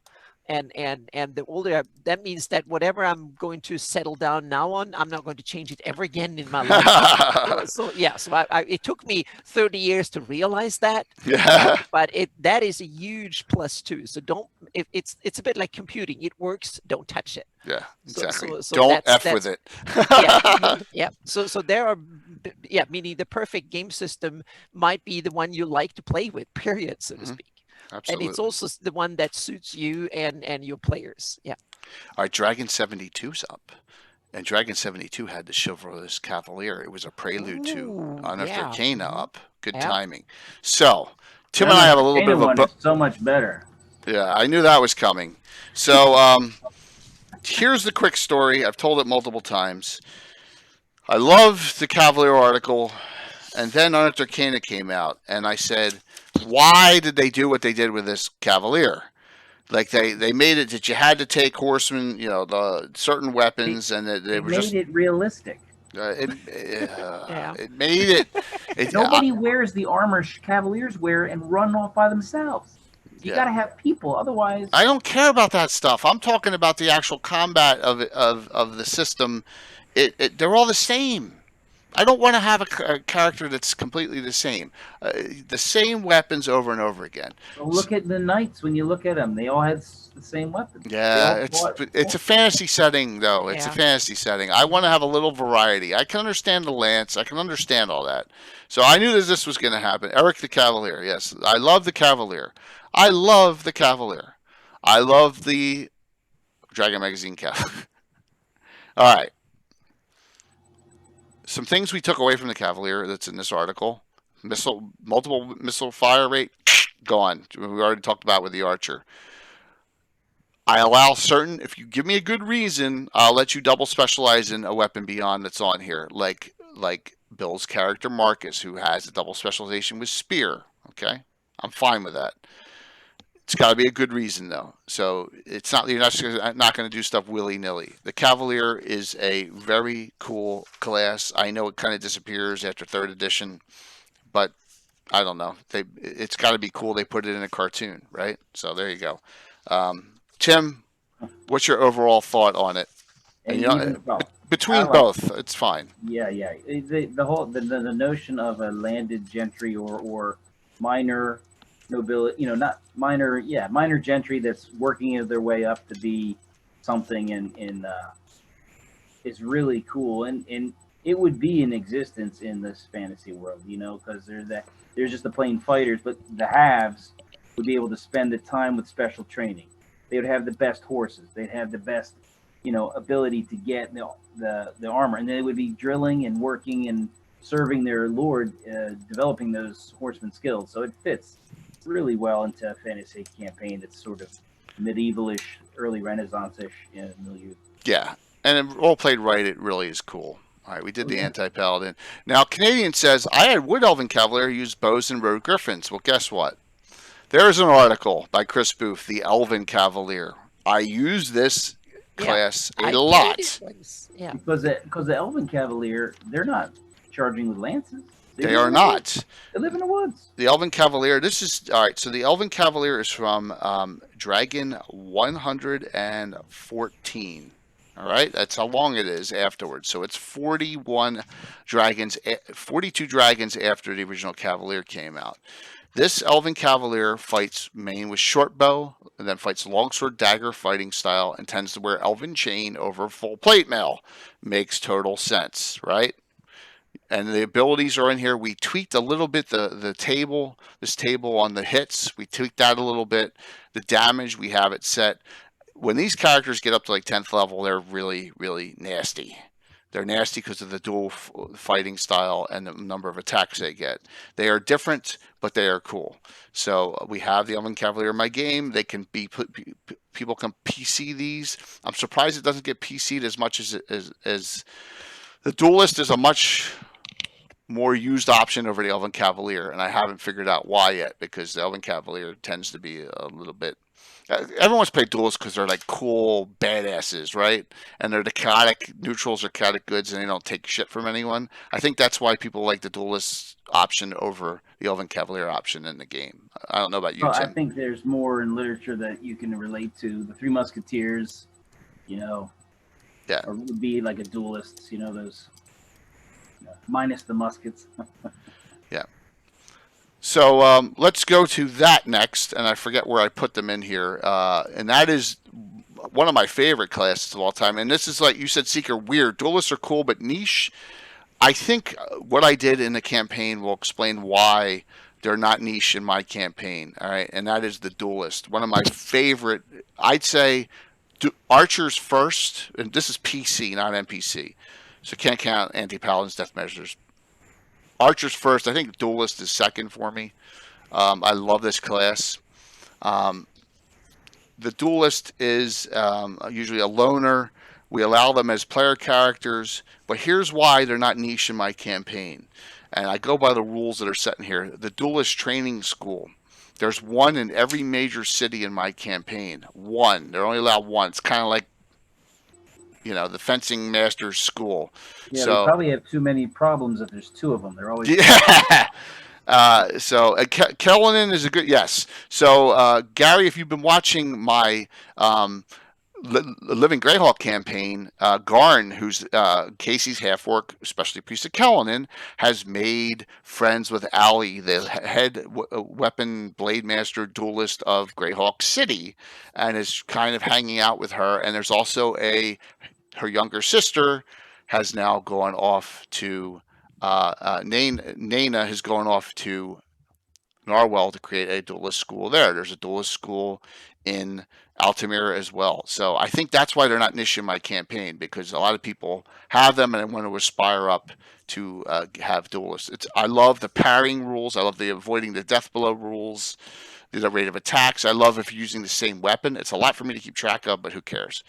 Because I love the class so much. Anna, what do you think about that class? It's very, as Oblivion said, it's niche. It really Yeah, is. it's niche, but I'm thinking it's a bit like the Cavalier in that way. That is something I would rather handle in game rather than as a class. And but I would love to have a lot of the features, but but I would use the feat mechanic for a lot of it, saying that if you get this training, you get that ability. Meaning, if you can use swords or blades, then you go this training. That means that you can take this feat. And then you can get so much better at what you do, so to speak. So it would be like Cavalier. Cavalier is, I think, it's a perfect example for it. It's something that means that you can specialize in that type of combat, and any fighter or someone who has the base knowledge of riding and using blades and spears and lances can say that, okay, I want to specialize even more into this and learn more feats and stuff doing that, and getting, instead of being broad, you specialize in that type of combat. And also to add special combat rules for duel situations. And I've usually, I added in stuff like, you, instead of in third edition, they had a concept called taking 10, meaning you don't roll a defensive, you simply assume that you take the average, like 10. And that's how armor class works in from third edition onwards, meaning you get 10 plus what your whatever armor you're having and shields and stuff. So instead of taking 10, meaning you take the average 10 and then you add whatever, then you make a roll. You make a defensive roll to see how good you are at defending yourself.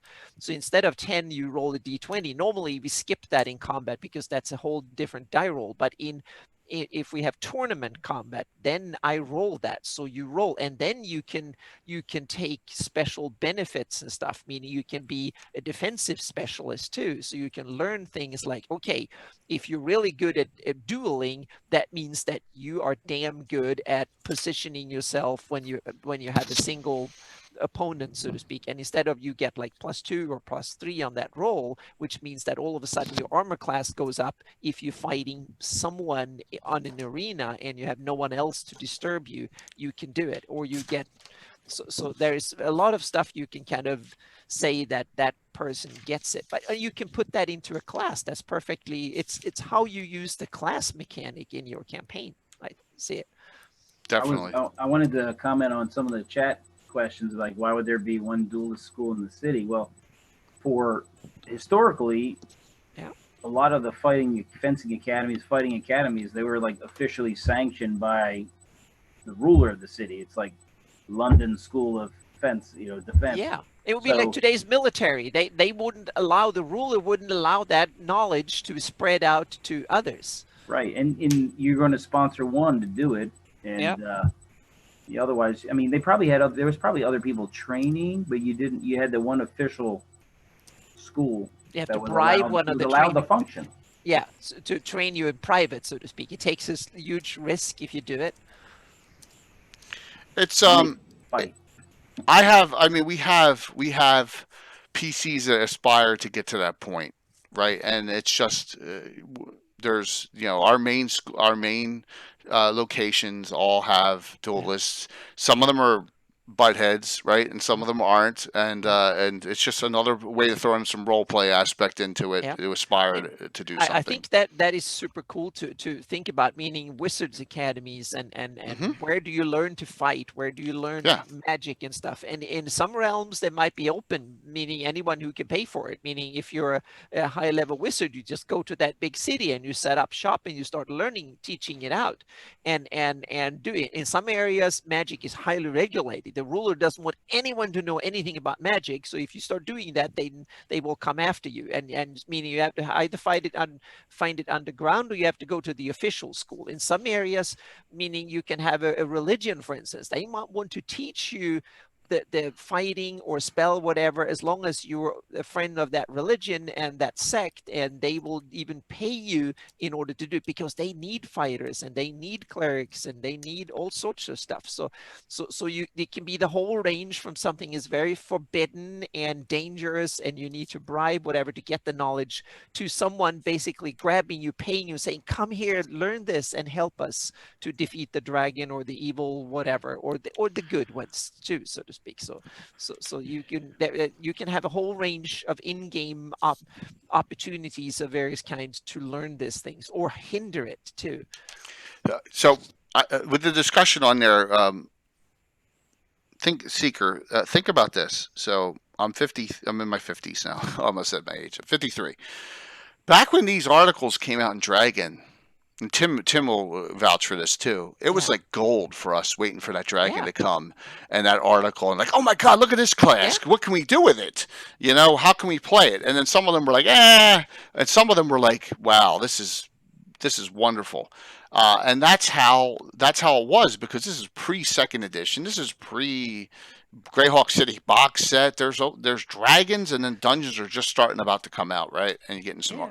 We will have to go through our different Monty Hall period of gaming and all that stuff. Meaning, some of it's probably game too long, so to speak. So meaning we've gone through a lot of phases, and we've gone through the phases. Don't give anything to the players because we gave too much the last decade, and there's all sorts of weirdo stuff. So. Yeah, and so it's the experience, and that's why certain things stuck, and the duelist stuck, because it just was. And I went 10 years without allowing a PC.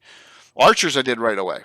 Archers was right off the bat, but Duelist was about 10 years, and then I let it go. I ran my Super Duelist Gilliam was the first one. And then he's an NPC, and then from that point on, I allowed them. I like playtesting things out, and so that's kind of a little experience on how we came about. Tim, pick another one, man. There's a lot we haven't even gotten to. My guess is we might not get to all of them. We might have to have a part 2 like we did the other week. So my cheat sheet here. Your cheat sheet is monstrous. It was from the Dragon decks. Oh, I saw that. I got one up. So some of these, looking at the list, I now have ones I want to look up. Exactly. Like, I don't remember that. I want to look that up. You do, absolutely. All right, so here, the Bandits. Okay. Oh, there we go. That's a good one. I had thought about that earlier, but Bandit Dragon Magazine number 63. Bandits are a mix between a ranger and a thief. Mm-hmm. Yeah. But they like serve. Go ahead, Tim. Yeah, well, they're the light fighters, and they use the woods and cover and all that, usually for nefarious purposes.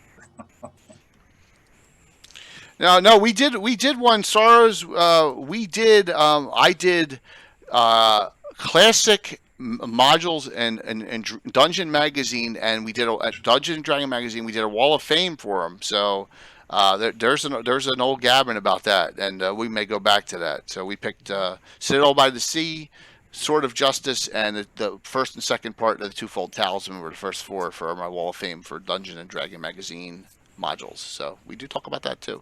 All right, so Bandits,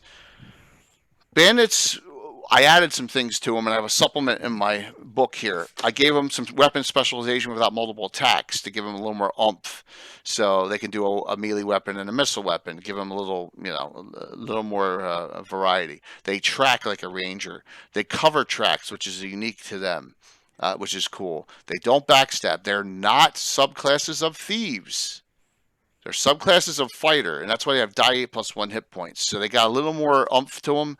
They fit a campaign niche in my game. So I allow Dwarven Bandits because the Prince of Ulick, the jerk that he is, has a group called the Prince's Highwaymen going out there and actually causing trouble to the trade routes heading north. So I have human, half-elves, elves, and normal, half-orcs, and dwarves are allowed to be bandits in my campaign. Kind of just it's a niche class. Player characters on them are jack of all trades. So if you don't have the stats to make a ranger stats are tough to get. Strength, intelligence, and wisdom real high. a bandit may be the way to go. Plus, if you come from more neutral setting, they don't have to be a bandit. You could actually re-engineer the story of them that they have these skills because they're freedom fighters and they're running. They're fighting an oppressive government, and so they're hiding out, and so they got to cover their tracks and operate light because they can't fight toe to toe with their powerful military. So you don't have to make them thieves if you. So Gary brings up a good point too. It's like a pirate class. It is, but I took the bandit one step further, and on my list it's called, we won't discuss that tonight, but it's called the Corsair. It's a ship-based bandit. So I have that where they get some abilities on shipboard. So wow, Gary, you're like a soothsayer, man. Yes, exactly. The bandit is that kind of pirate highwayman deal. So yeah, you get an idea on that one. They go up a lot quicker than Rangers do too. So if you wanna really crank up your levels, that's one to go for. I'm ready for. I actually have one in mind now that I think. Watch, it's gonna be one I don't have on the list. Go ahead. The Witch. Oh, yes. Okay. And there's been several varieties. Yes, there are. Yes, and there's a high secret order. There's the witches from way back. Now, this is the most This is a compilation of article Dragon 114 is this one. And let me scroll through to that one real quick. The one with the lady on the front? Yes, there it is. Dragon 114. This is the witch. The witch is a playable class in my game. Okay? We have one every now and then, and they have some. Seeker. The witches are good to have. I allow the Renee, however you say it, to have witches. Especially Walt has a witch, and Bill has a witch. They can Witch is not a magic user subclass. It's its own class. They can multi-class as thieves. They can multi-class as clerics. They can multi-class if they're half elven. They multi-class as mages and assassins too if they're of evil alignment. So a witch magic user.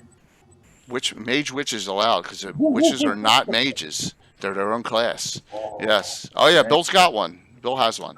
In college, I had a friend who played. He had a witch. It was a dark elf witch. Yeah, witches fill that. Anna, what do you think? They fill that witches and warlocks and version of hedge wizardry. Yes. Yeah, wizard is a class that just like the necromancer is something that needs to be in game one way or the other, and that was something. I'm not sure we had a witch back in 3.5. I forgot if that was a tweaked class that someone else made or if we actually made it up, but we used it a few times, but I don't think we had anyone playing it. It was something that we used or tweaked it in order to we had them as major NPCs in a couple of campaigns. But then in Pathfinder there was a witch, and in PF2 they made the witch even cooler. And the witch is a spellcaster that gets their spell from someone, so to speak, from something or someone. So Igvilv is a perfect sense, meaning you could kind of serve someone or tap into some power source, and you also normally have a familiar, and then you cast spells. They can either be clerical, or they can be arcane, or they can be divine, or they can be occult. They can be from any type, so to speak. So you kind of you're not as powerful in learning high level magic as a wizard.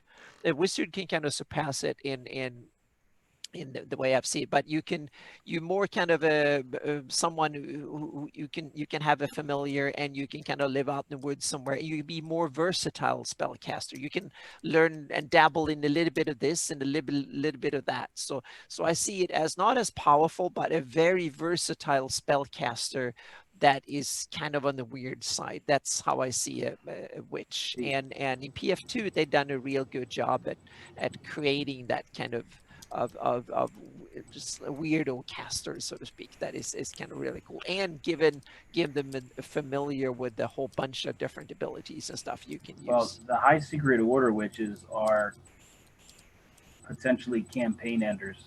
Yeah, so Okay, yeah. at 10th level they I get high. ended one. Yeah, yeah. He had a campaign ender at college. He almost had a campaign ender with Gazumba. Almost died from a high secret order witch. Uh-oh. Yep. Yeah, when he Same one. what oh man, what a freaking nightmare that was. But we got through that one. Fensick and Gazumba got through that. That was a tough fight. But I remember that distinctly. And the good thing about it was I learned how you gotta take a witch out quick. You cannot let the way witches are set in D&D. So, but I will say this: this is outside of the Dragon magazine, but we utilize this extensively, and I want to give him credit. So Timothy Brannon, if you know him, it loves witches. I'm going to pop this up. This is in Drive Through RPG. This is our first edition version of Witch, and it's got a lot of detail in it. I think we went over it in our Dealing with the Dark Arts episode a long time ago, but check that out. That Witch we've kind of hybridized the dragon and this witch out of Timothy's book as well. It's like $5 on Drive Through RPG. Great, it's worth the $5 if you play old school 1E, 2E. But he has it for all editions too. So that's what we've utilized for spells. Okay. Yes, he does, Mystery. He does. So I want to give him the credit there on that witch. But a good one, Tim. Definitely some stories. Does he love them, or has he been ensorcelled or bewitched by them? What's that? Does he really love them, or has he just he charmed by them? Yeah, he loves witch articles and witch books. I'm just going to grab something to drink. Sure, Anna, sure, absolutely. I need to swap something down here real quick. All right. Still trying to finish my dinner. Cool, Dorgum. So here's another one. Who brought up the assassin? Assassins really aren't in a dragon as far as I could tell that much, but there is a yes. Don't tell me there may be a. Here's a quickie story. So we had. It was all right. Go ahead. Pre me even knowing about this article by Scott Benny, who's done a lot for Dragon back in the day, I created a bounty hunter. It's so funny. I called it a bounty hunter too, and they had knockout ability instead of assassination ability, and we still use them to this day as a class. This is the article for the bounty hunter. I use the Best of Dragon 3. I normally go to the original one because it's all condensed on one page. But it gives you the experience table. It gives you some differences. The bounty hunter is a class that I allow in lieu of assassins, and we have a guild of bounty hunters in Altamira, which is kind of cool too. And they're allowed to multi-class, get some specializations. But the bounty hunter, it lets you do some of the seedier stuff and avoid being evil. Exactly. That's what's good about it. Exactly. We even allow the neutral good version, kind of like with thieves. We allow neutral good. Somebody's got to get those bail jumpers. Exactly. So Kaka, the bugbear, he's a bounty hunter. We have a lot of them, and it's centered. Altamira is the home of the guild mistress of the bounty hunters, who happens to be the mayor of Altamira as well, Charisse. And she's been the mayor of Altamira since day one, but she's getting up there in age. But yes, she is a 15th level bounty hunter, and kind of cool. But there was an article on them. They can multi-class too. Yes, they can. Clerics, mages, fighter, bounty hunters, cool, but they don't get the special abilities. Then multi-classers don't. They don't get. They can't set magical traps. They can't get the specialization. So. But yes, they can multi-class as well. So, Dog the Bounty Hunter. That's funny there, Balfrin. Yeah, kind of similar. Yeah. Scott Benny has a great amount of stuff in here, and I want to give him homage to it, even though I don't utilize it. And but the Bounty Hunter is in there, and it is a good option. All right, let me see. I want to get through the ones that we use. I think there's only one left. And I use this so sparingly because no one wants to play one. I've had one person play a player character of this one, and I think I know why. It's a Forgotten Realms class. What is it? Oh, Tim, I don't even know if you know the Incantatrix. Oh, I think I heard it, but I didn't like the name, so. It's by Ed Greenwood. The spell stealing, spell shielding incantatrix. Bill hates my NPC Florentia. She's in the Vespi Forest, and she's basically they can steal spells, they can drain wands, they can do all sorts of things. This came right out of Ed Greenwood's head, so I think this is why it's kind of not palatable. They're really weak spellcasters. They can enhance other people. They're more like what's the one where you enhance other people's spells? Is that abjuration? They're more like an abjuration. Yeah, I think so. Yeah, abjuration. No, hang on a second. Abjuration is is banishing or stopping. Yeah, okay. That's when you guard something. Abjuration. Yeah. Is it an enchantment? It does Dorgum a little bit, but they got some. It's not enchanting. They have some enchantment, but not too much. As you see, some of the spells on there: Power Word Stun, Globe Infallibility, Hold Monster, True Seeing. They got a mix. They got a mix of clerical, but more mage spells. But the main thing is their ability to steal other caster spells. Yeah.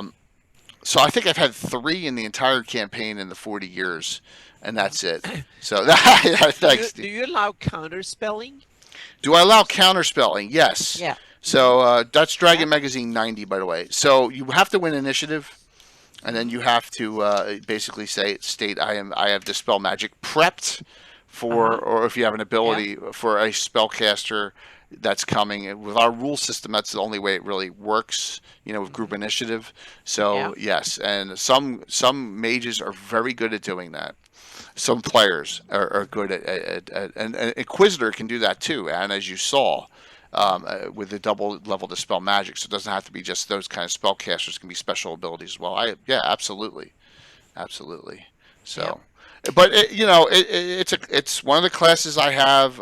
It has special permission by the DM. It has the tilde symbol. So, like I said, I've seen 3 in my entire life, and I probably will never see more than 3. But it's on the list of 40-some classes. So, all right, let's get to ones I don't use or Tim doesn't use. Some of these are bizarre. Do you know any, Tim? We did the entertainers. We talked about the entertainers with Leonard, and we talked about the alchemist with Leonard. How about Battlecaster? I don't have the Battlecaster down, man. I don't. Yeah, it's Dragon 243. Oh, I only went to 129. All right. How about? No, that's another edition. That's like a 3rd edition. Beastmaster. What edition? 119. Oh, I missed that one. See, I missed one. How could I miss? What was his name? What was Mark Singer's name in that movie? The Beastmaster. I thought he had a name. Den? Something? No. He did have a name. Dar. It was Dar, wasn't it? Yeah, Dar. Thanks, Durgam. I missed Beastmaster. See, I knew I missed one. All right. Samurai. Was that in the same one as same Dragon Magazine as? What was the number? It has the stew monster on the cover, right? What was the number? 119. I don't have anything with 119. All right. Berserker. Yeah, Berserker I missed too. See, I knew I missed some, man. I knew I missed some. Samurai is one Ashur told me on. It's got some great abilities. It's more for Charlatan Oriental adventures. Another one I missed. See, you're picking all the ones I missed, man. Dragon 120. Yeah, it's gonna make me look bad now. Kodo and Podo, yeah. The healer and the idiot class was put in that Dragon 60, I believe. So you have a samurai, you have the oracle. All right, the oracle is a soothsayer diviner class. I can't think of anything more boring for an adventurer than doing that, right? But they have, look, it goes all the way up to 16th level. Don't know where that would fit in a campaign, but as an NPC I can see it. But I've never utilized an oracle. Oh man, yeah, of course, all those. Idiot class was a joke, a bit of a joke, and it was hopeless class. Yeah, hopeless. That was it. Hopeless characters where they rolled a hit die back and forth. Look at all these different types of oracleism things. I have no idea what Time Lord. Oh my gosh! Which one? That's 65. I had a Time Lord as the arch villain in a major college campaign. Like he was the biggest, baddest. They had to stop him. I thought it was too Doctor Who-ish, isn't it? They're not really Doctor Who-ish, really. Yeah. Okay. But I don't know how many of them but I never used one. He was traveling. He was from the future, coming back and stealing dragon eggs to take to a different place. Oh, that's pretty cool. What dragon's that in? I'm gonna have to look that one up. 65. Okay. He showed up and he had a Gamma World bubble car. See, I knew it was going to be something wonky. No idea. They had no idea what was going on. They were totally like just. It was difficult for them. I almost had a camp. A lot of them. I almost had like a rebellion, a mutiny. They were getting so upset. You torture your group much more than I do. I learned it from you, Jay. Yeah, I know. Here's another one that's kind of bizarre. The Smith. And look, of course, it's by Ed Greenwood. I think the scribe was by Ed Greenwood as well. Test the metal of this NPC. I'm trying to think. I guess a Smith could go out adventuring. They have an experience table. These are NPC classes. Yeah, right? I know. A fighter who opts to become a Smith, on the other hand, retains his present fighter level in combat, gaining an additional level only after gaining 4 Smith levels. A Smith was another. They're taking their expertise and they're turning it into building it's tools cool. that they would use. Because after a while, you're getting old, you're getting slow, your ankle hurts, but you can, you're still big and strong, so you're going to sit there and pound some steel. Yes, and we all know Forged in Fire is a great show, so there you go. There's a nice picture of it. So there you go. There's another. Ed Greenwood has created a lot of these, kind of like what Leonard did. Leonard put a little more really detail into, because Leonard got paid by the word back then, as he told us, like with the bureaucrat and the politician, Anna. So I know you want to look that one up there. Oh, yeah. By the way, I missed it. Look who wrote this article. Leonard Lakofka and Brad Neistel. So there you go. Oh, there you go. Yeah, it is a real person. What issue number? Bureaucrat is 74.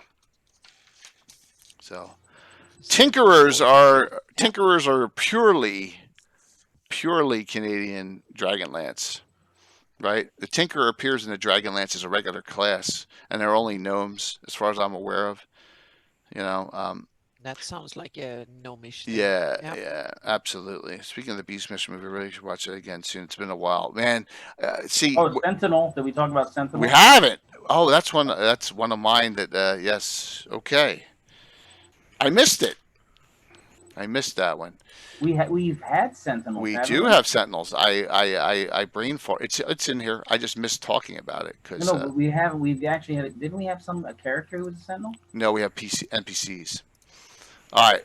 Andy Pierce wrote this. The Sentinel. Halt. Who goes there? This is Dragon Magazine number 80. Oh my God, my eyesight's bad. 89.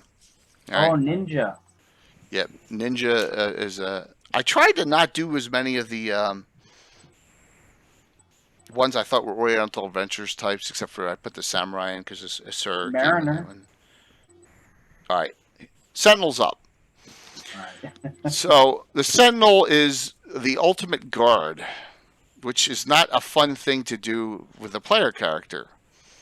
What do you do? Well, you stand here and guard, and everyone else goes into combat. So I guess you could have one of these as a player character, but they are great hirelings for locations.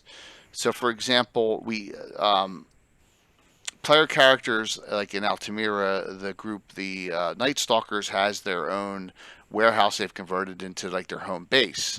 They have a Sentinel on full-time retainer there, and it's this actual class. So in my list, this is one of the very few that has a nice star next to it, which means NPC class only. So this one I have in my class list is utilized, but it's NPC only. They have a chart. Look, they can find secret doors. I don't know when you're ever going to do that standing in a warehouse, though, right?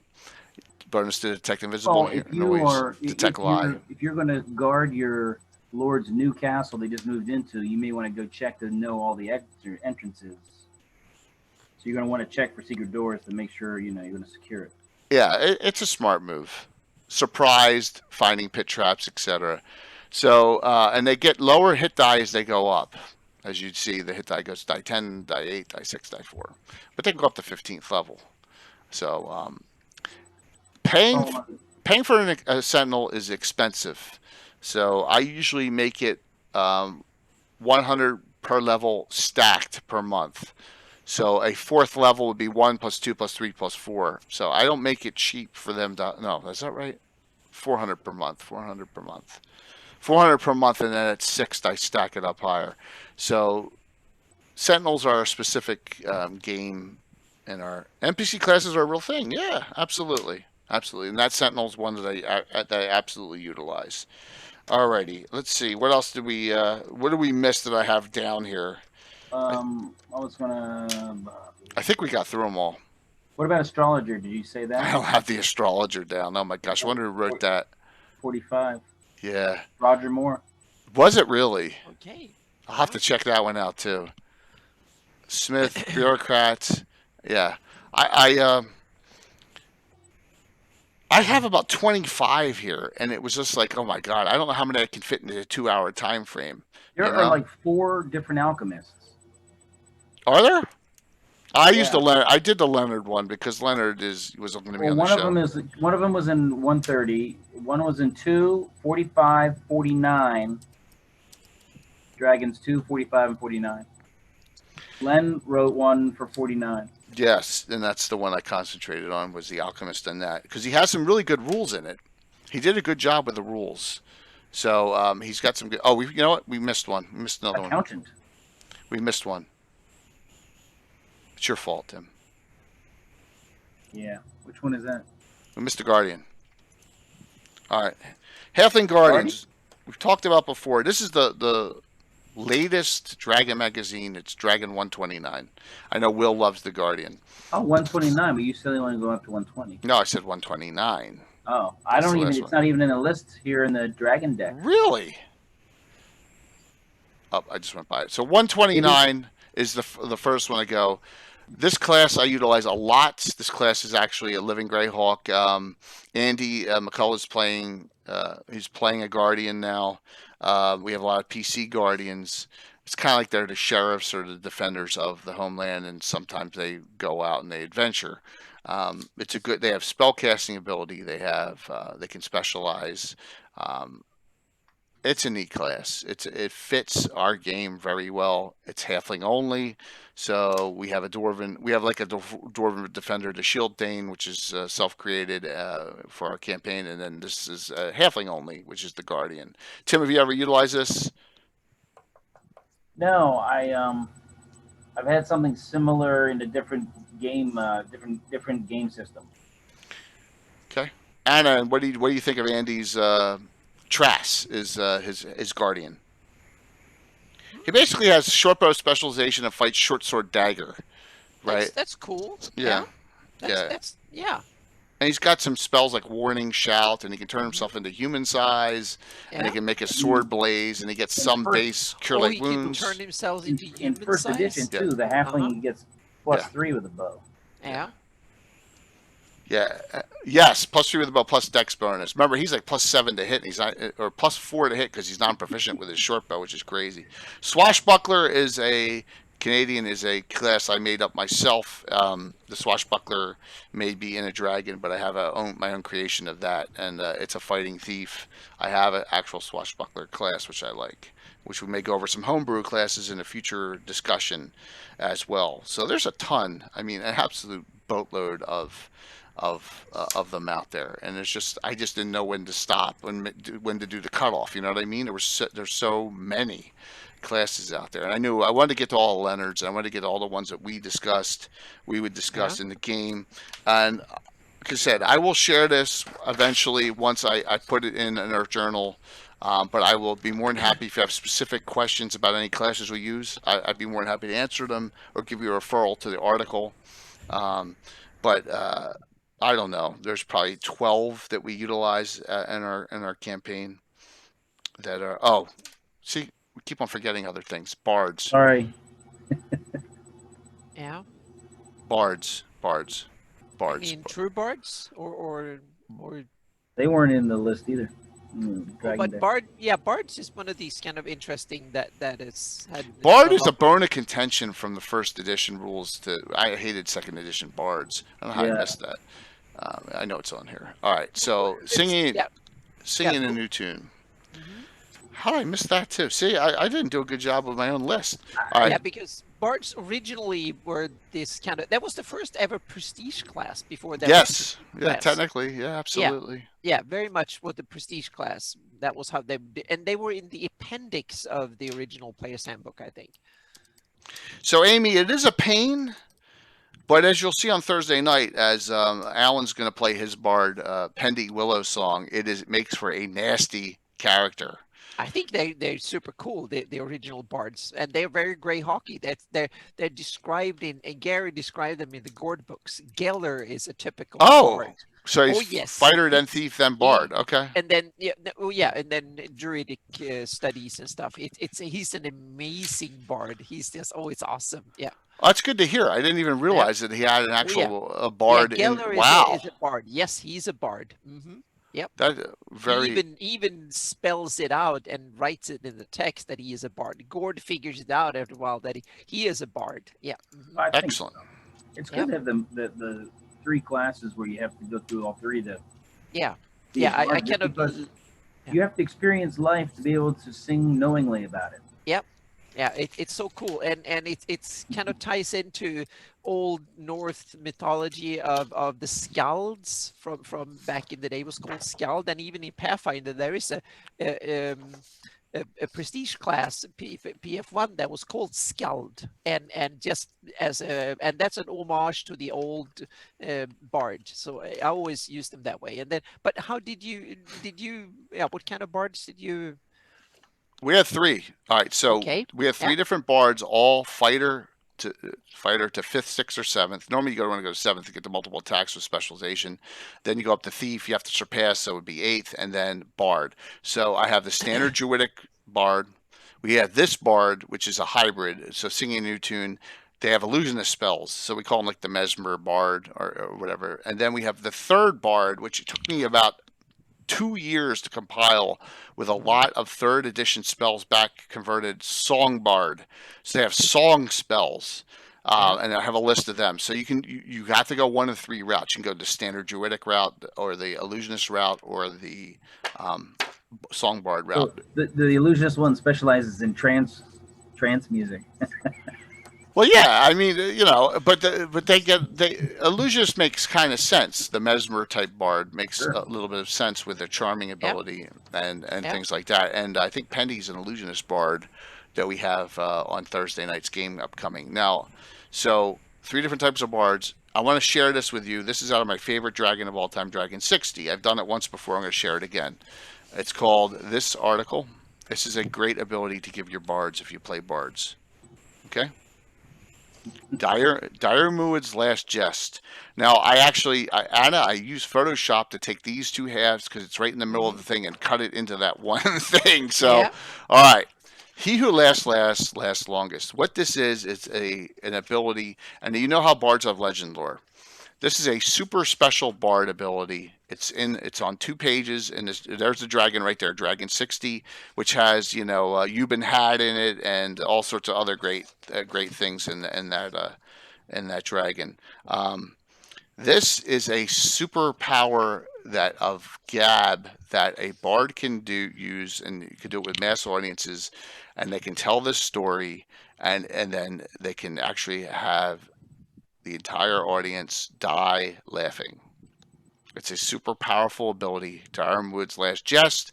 They can learn it in my game by only rolling their legend lore as they go up in each level, and and if they fail it, I mean, that legend lore is real low to start. You can't use any special pluses to enhance it. I think I have 1 bard in the campaign who actually has it. I had a bard use this on a party once as a surprise, and I got 4 kills out of it. It was awesome. So, yes, it is a funny article. Who wrote this? Arthur Collins. Okay, so it's a known name. A funny article, and with great abilities, and all the rules for telling the last jest are here. Look it up. You will not be disappointed. Trust me on this. You will want to utilize this in your game. So there you go. Very unexpected. Yes, it's very unexpected. And so if you're a player character, and you hear the following, where is it here? Oh man, I forget where it starts. If you hear the following line, There was a young man who went to a simple simple crofter's farmhouse. If you hear that first line, cover your ears because the last just has started. I thought it was like a halfling, an ogre, No. a devourer walked into a bar. Yeah. Yeah. So that story is a deadly story and something to consider in there, and I'm glad that I remembered it. Let's just also reassure people they don't actually put the joke in there, so it's safe to read it. It's nothing harmful. Yes, there's there's nothing foul. Tim. Yeah, you're not going to kill you. You're not going to kill your real people with it. But like, I love some of the comments in here. It says, it tells you who gets certain undead might be subject to the jest, but get +5 on their saving throw. So so you got, what a way to go! Yeah. Sphinxes save at -2. I had a version. Go ahead, Anna. Yeah, I had a special prestige class back in 3.5 days that I'm going to bring back somehow in my campaign. That was a special prestige class that was the Great King Herald of Great Kingdom. If you wanted to be an official herald in Great Kingdom, and also other countries like Niron, Furion, and others, they also had that tradition. So if you wanted to be an official herald of the old early Great Kingdom variety, so to speak, you had to be a bard, of the 3rd edition bard, meaning it was the simple, that was like a rogue that could have special musical abilities, and you could buff using it, and a little bit of spell casting, and you had a little bit of lore and stuff. So the 3rd edition and 3.5 bard. And then you had to train as a fighter, so you had to be basically like a 3rd or 4th level bard, and then you had to be a 3rd or 4th level fighter, so you were, or 3rd or something. So between level 6 and 8, what you did was that then you went to basic to university and study history, nobility, politics, and a whole bunch of stuff. So you got a whole range of skills. You knew everything from religion, history, geography, a whole bunch of stuff like that. You knew how to behave, you knew all the dances and all that stuff, so to speak.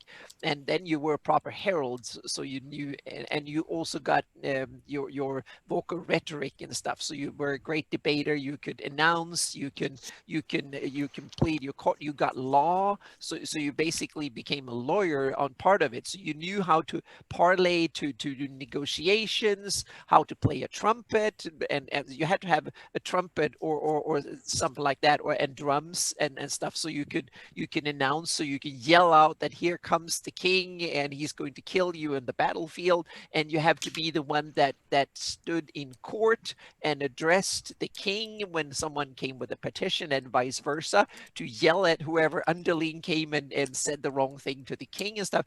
That was the purpose of the herald. And a high level herald was something that was worth a weight in gold in any court, so to speak. So they remember who's who and know their names. Exactly, yeah. So that was a prestige class that you were required to be a fighter, and you were required to be a bard, because you had those were the 2 basic ones. And then you did a lot of higher academic studies and stuff like that, and weapons training. So you had to be able to kill someone if need be. So you were a little bit of a bodyguard, but you were the PR management relations for the king, so to speak, and the ruler. That was the purpose of the bard, and usually very well paid. You got all the connections and stuff like that. So that was I've never had anyone actually playing it, but I detailed it, and I thought it was kind of cool to have it. And if in my type of campaign, if you really want to be the one connected and get somewhere, that type of prestige class could really be cool. Yeah. There are so just this discussion of this prestige class thing with yours in Great Kingdom and Gary's with the heralds and Keelan societies of Greyhawk. It's that we got a new topic for L&L right there. Okay, yeah. Look at that. So because always need to talk in depth. That would be great. Yeah. We still need to do the Of the Undying soon too. Oh, yes. Absolutely. Ties into that too. So, yep.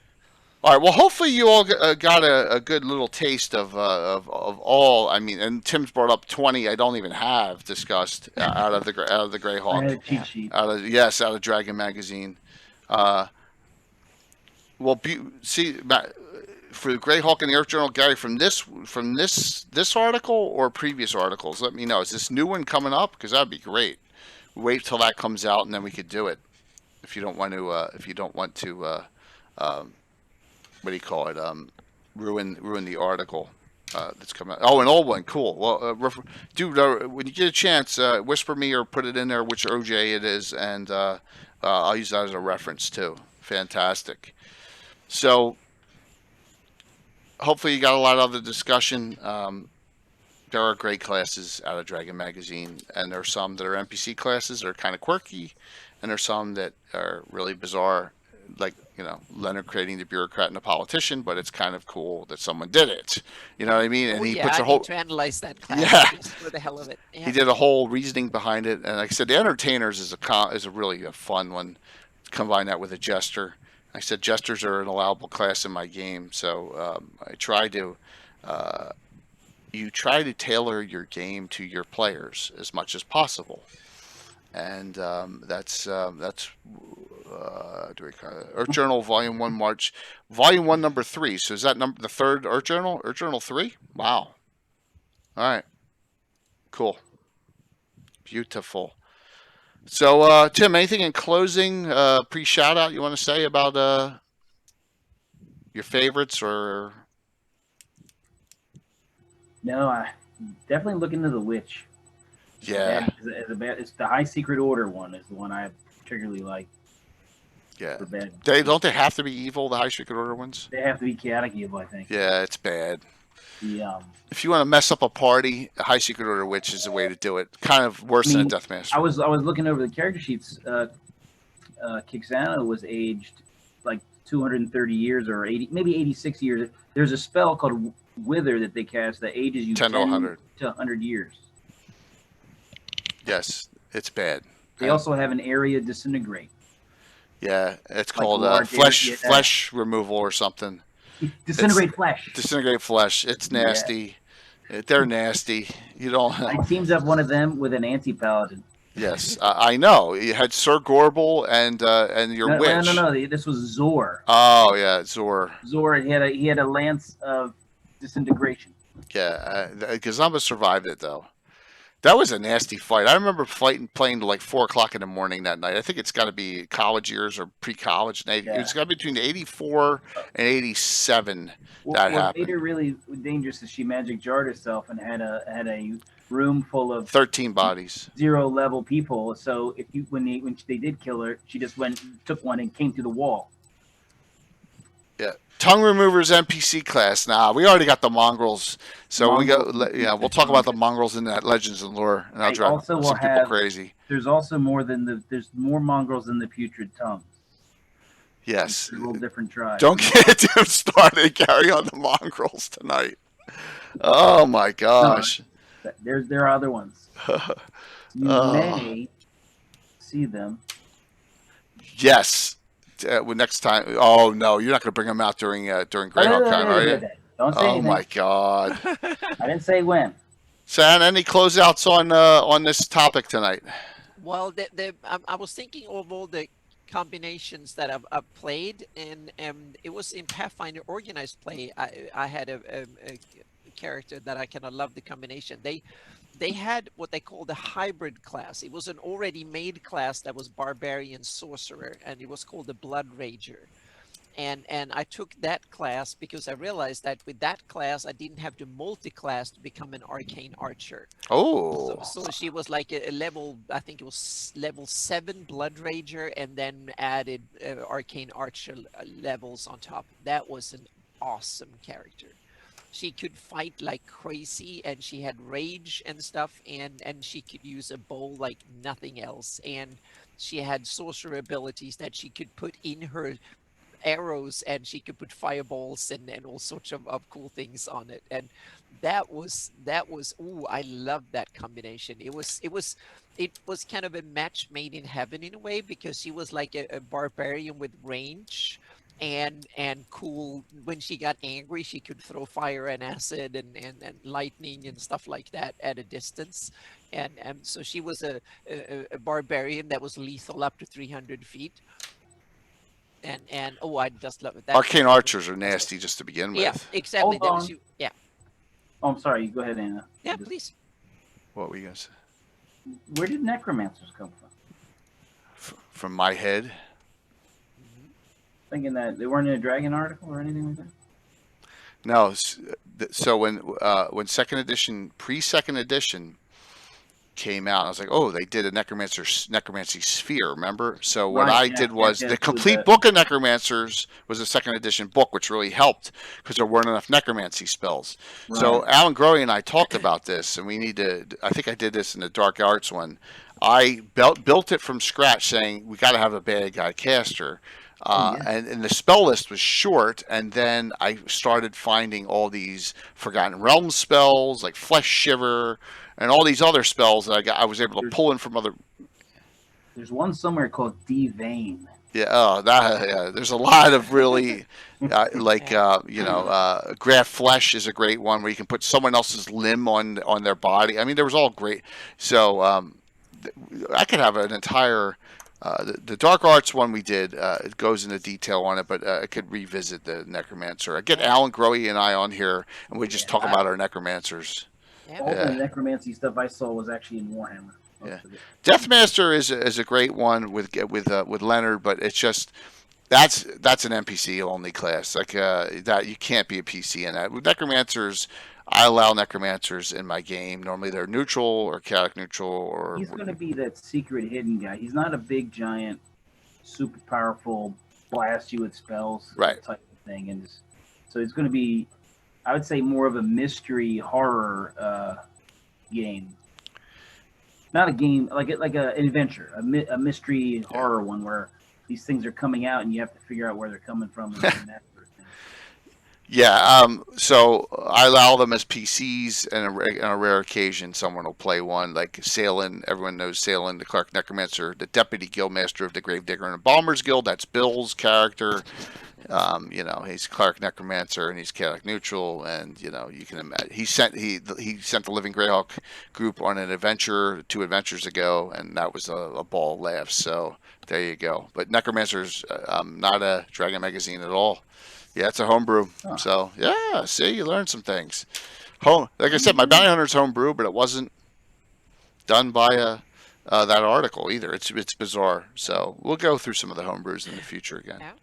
So, Anna, what's going on shout out wise? What do you got cranking? Shout out wise, I've actually had a side project that kind of distracted me for a couple of days here that I needed to do for a whole bunch of future upgrades on my Greyhawk mapping, and that is to start redoing my symbols. So I exported all the symbols as PNGs, 250 pixel PNGs. So they will be available soon, all of them, so with transparent backgrounds. And that's because they're scruffy. I did them 20 years ago in Corel Draw before I knew anything about it. So when you blow them up, they're things that don't look that well, so that good.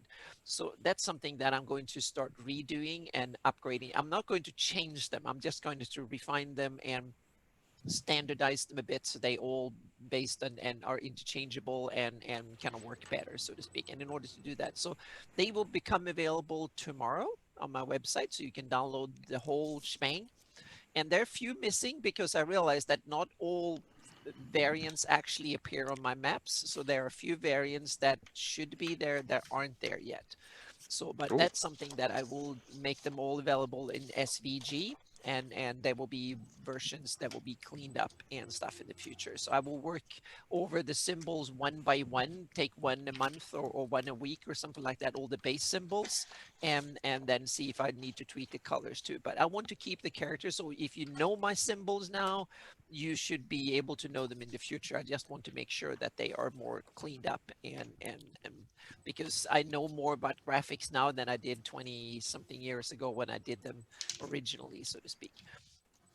So that's been the main thing. And then there's a whole bunch of stuff going on in the background there. The political map for the Atlas is underway, and the legend is underway too, and stuff. So that will come out next. Maybe one of them will come out later the upcoming week, or it might take 2 weeks. But it's during September. All the wrap up work for the Atlas is going to be done, so to speak. So it's all kind of in the early stages of all of these things. And then also my Shieldlands campaign map is also getting some love, and it's starting to get texturized and stuff. And with the more weeks, then that might be looking good too. So there's a whole bunch. Unfortunately, there's so much in the early, almost done stages, so to speak. And the index, I haven't had that many complaints about it. So the index is also something that needs to go into formatting. So it's a lot of hard work, but not much to show for it now. But that's going to change in a few weeks, and especially in a few months down the line. Then there will be a whole bunch of stuff coming out this fall. So from the Atlas, and then the campaign map for my seminar, it's my Flanese campaign map. I've also got some love and stuff, and I'm also working with Leonard on some secrets projects too. and yeah, so there's a whole bunch of going on. But the weird thing with me is that when I really work hard, I have nothing to show. And then after a while, I have lots of things, and people show everything. Oh, you must be busy. Then I've done it. So I'm usually the most busy when there's nothing to show. And that's the weird thing. So when I have a lot of things to show, that's when I've already done the work and are just sitting around and enjoying the attention you get from a finished map, so to speak. So now there's a lot of things that are in the early, mid, or halfway or 2/3 through. But the Atlas project is coming closer and closer to fruition. So there will be stuff coming out in the next during the next week and the week after that. So every week there will be something new for the Atlas, and a wrap up in a month from now. Awesome. Yep. Great stuff as usual, Anna. And we're moving forward. We're down to 5 weeks away for Virtual Greyhawk Con, which is amazing. It's going to be here. I mean, ReaperCon Live is this online is this starting Thursday this weekend. I'll talk about that. So go ahead, Tim. What do you got going on, man? Just the continuing. I'm not as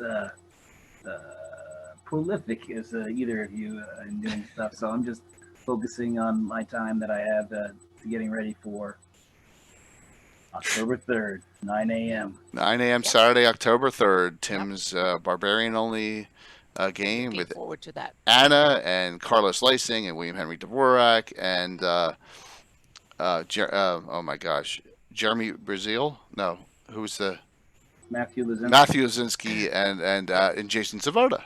Yeah. I hope that Will is actually better with the dice. Oh than my he was gosh! And I saw that trailer that kind of showed that he rolls one and fumble and. You better hope. Yeah. Mm-hmm. Yeah. So Mark, you shall. I mean, there may not be sign-ups during ReaperCon for old school gaming, but there will be me. That's about it. So Tim, are you going to be? Who are you going to play Thursday if you're going to be here? Boris. I think Boris. Yes. So we'll actually have the ever mysterious Tim in person here with the rest of the group on Thursday. And Boris is we actually talked about him the last time we had. When was that? Was it Legends and Lore with Jason and you mentioned the Warlord? Yep. Yeah. And Boris was his sidekick. Right. So that's why I took that character from. So. Awesome.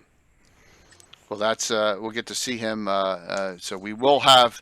You will see some old school, but Tim's that'll be. I'm hoping that is going to be a monster. I'm thinking everything we're going to do, every show for everyone's going to be some monster people watching because I'm getting great feedback from everyone. So looking forward to it. We're kind of stuck on signups. We're right at the 150 mark. So if you haven't and you're on the fence, please. Virtual Greyhawk Con, even if you're going to it's $3.12, guys and gals. If you haven't signed up, sign up and even go if you only watch highlighted streams. That way you can just log in and you got all the connections for it and all. So please get in there and do it. I thought surpassed my expectations already. Now I shoot for the stars and try and get a little bit more. We have 60 events now. Nice number. I thought 50 was going to be a pipe dream, but we're at 60. So, yep, awesome. All right, so here we go. What a busy. Yes, that's awesome, Mark, and I really appreciate it. Thank you. 60, yeah, Bishop. Thank you for that. So I don't even know how many cheers tonight happened for hero points for ReaperCon. So I'm just gonna give everyone 2 specials, I think. But how many? I mean, I gotta have to track all that. That was amazing tonight. Thank you. Crazy for special hero points. Here's the schedule for this upcoming week. The one thing I haven't planned yet, and by the way, David Leonard's going to be our special guest on Wednesday. David, are you still on? David will be our he said he couldn't handle it himself, and he wanted Gary to come on and help him. Gary, there you go. So you got invited after you recommended David for this. But Legends and Lore number 64, Barbarians of the North. Tim, if you're around, you want to talk about what you know. I know Wednesdays are tough, but if you want to talk about the Rovers and what you're doing in that area, and just hop on for 10, 15 minutes, you're more than welcome to, because you've done a lot of research in that, I'm assuming. Yeah, my flavor is a little bit more Amerindian versus Mongol, but it's okay. It's all right. If you get an opportunity, you're more than welcome to hop on in this one too. But we want to talk about Stonefist and all those, and Frost, Snow, and Ice Barbarians, and that area. I guess Paynhams and the Wolf and Tiger Nomads, and the Rovers. So it would be a very cool. Kind of your base, Bishop. Awesome. Well, this is one. I was thinking the same thing. Yeah, good one too. Len should start a new website blog called Lehman's Tiny Hut and rate until the keyboard falls apart. Len is not about blogging. Len's about sending out emails to other people, Gary, which again, we got, what, how many today, Anna? 7? Yeah, I think so. Yeah. It comes, It comes and goes. All right, starting Thursday is ReaperCon Live Online. If COVID hadn't hit, I would be in Denton, Texas, starting on Wednesday, but I'm not. So I'm kind of honored that Reaper, and you've seen, that's the wrong one. I'll leave that up and cover it with this one for now. Reaper has asked the Lure Gazumba channel to be the kickoff RPG event for ReaperCon Live Online, which is kind of cool. I get to play my normal Thursday night game on the Lure Gazumba channel with all my friends, and Reaper comes in and raids us, and everything goes over to my channel. It's a really great honor to have. So I have some pictures. I don't want to, I'll tease them out here. This is Return of the Portal Master. It happens in Hearthguard Tower. And if you look on this map, let me move this stuff out of the way. There it is, Hearthguard Tower, right there. And as placed out on the map, it's going to happen there near, in the county of Ulick. All right, so we will have, but it's in winter scene now. Within a mile radius of Hearthguard Tower, there's a blizzard going on. I wonder why. Part of this is a one-shot, guys. So there's a lot of construction on Austin side. Oh, right over 3 hours, depending on traffic. Ugh. 3 hours from, wow, I didn't, oh, from Austin. Yeah, I thought you were from Dallas. I'm not thinking. Here are some really cool pics.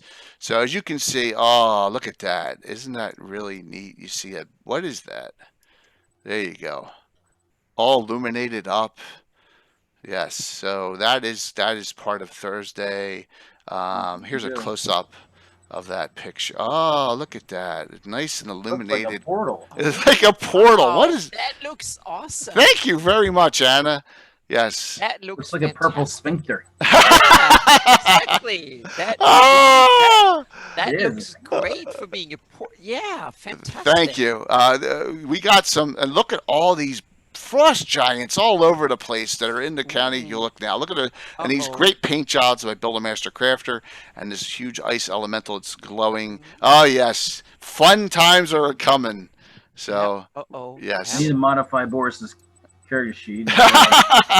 Flame tongue. Yes, and so that'll be Thursday night. 4. One more time. 4 giveaways that night. Okay, 4. 1 for subscribers, where you don't have to be on. $25 on. Oh man, hopefully no one saw the code. Duh.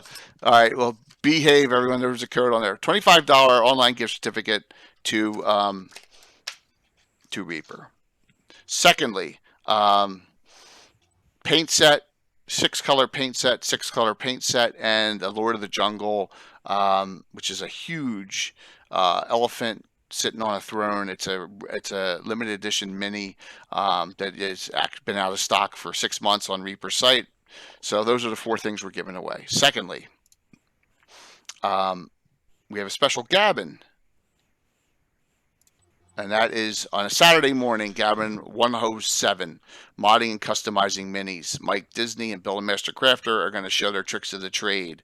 How you modify a simple mini. You don't have to go to Hero Forge and pay $50 for a really nice, or with 35, whatever it is. You can take a simple $8 Reaper miniature with certain kits and easily mod them. And we're going to show some tricks on doing that on Gabbin Saturday morning. 9 a.m. on Saturday, September 5th, and that's a ReaperCon live event as well on my channel, Lorgazumba channel. All right. Finally, what's going on for next week, Gabbin? I don't know, because we still have not finalized. I'm trying to get. See you, Mark. Thank you.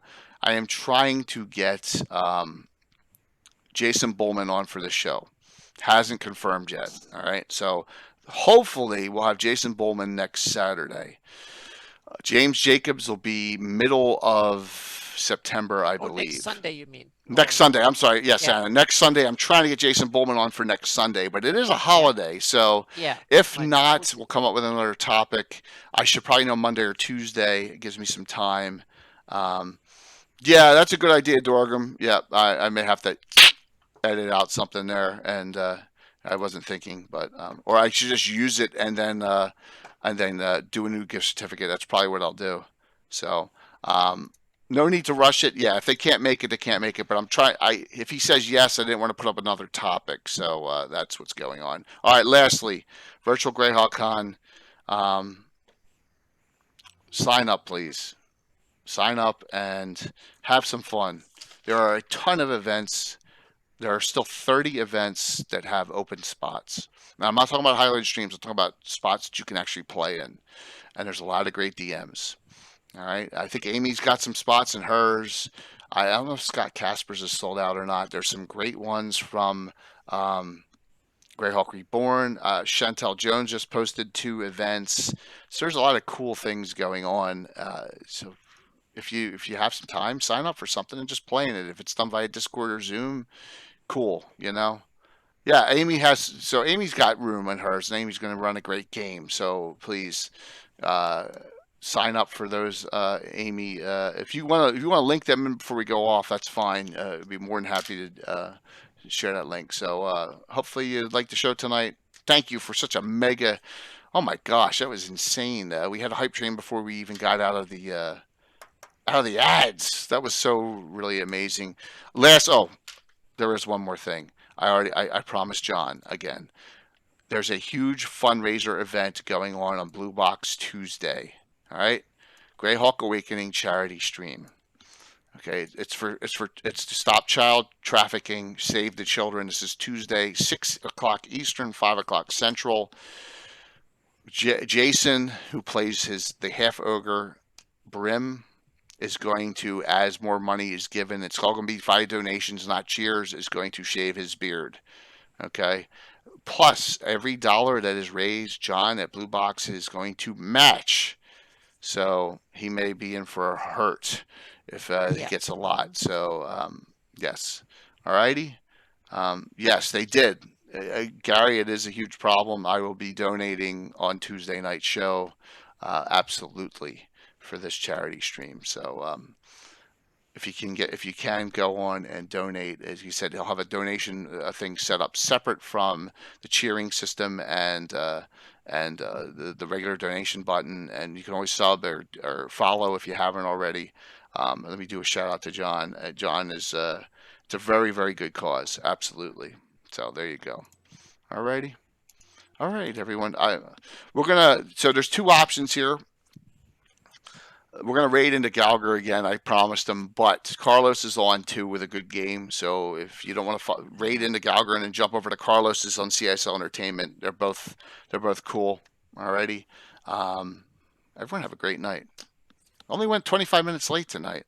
Yeah. See you Wednesday. I got a lot of work travel Monday and Tuesday. I'll probably be quiet on the boards, but I'll see you Wednesday. So it's quite a beard, Rocks. I agree 100%. All right, let me see if I can do this right. I never do this right. Da-na-na-na-na.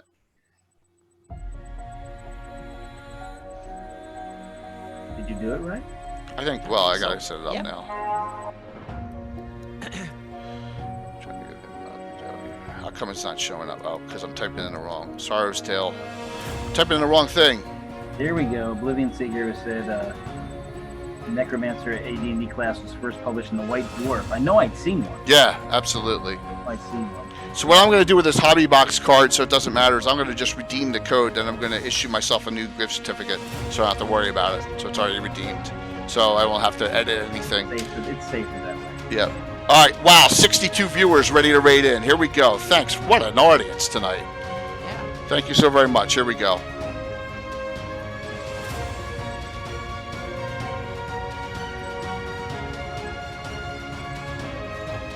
I think that's the highest raid we've had in a long time.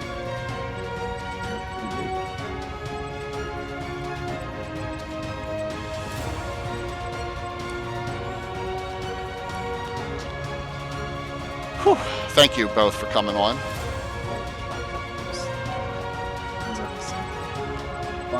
It's hard to think about all of it. It is, man. It is, and that's what's good about it, is to get the discussion up. And you know, some of them are so iconic, and I'm glad I didn't miss. Like the Diaryman's Last Jest is such a great effect for a bard. I mean, it's so awesome, and you know, just those little quirks of the game to add. What bard killed 4 people? When was that? What's that? I think I played in that.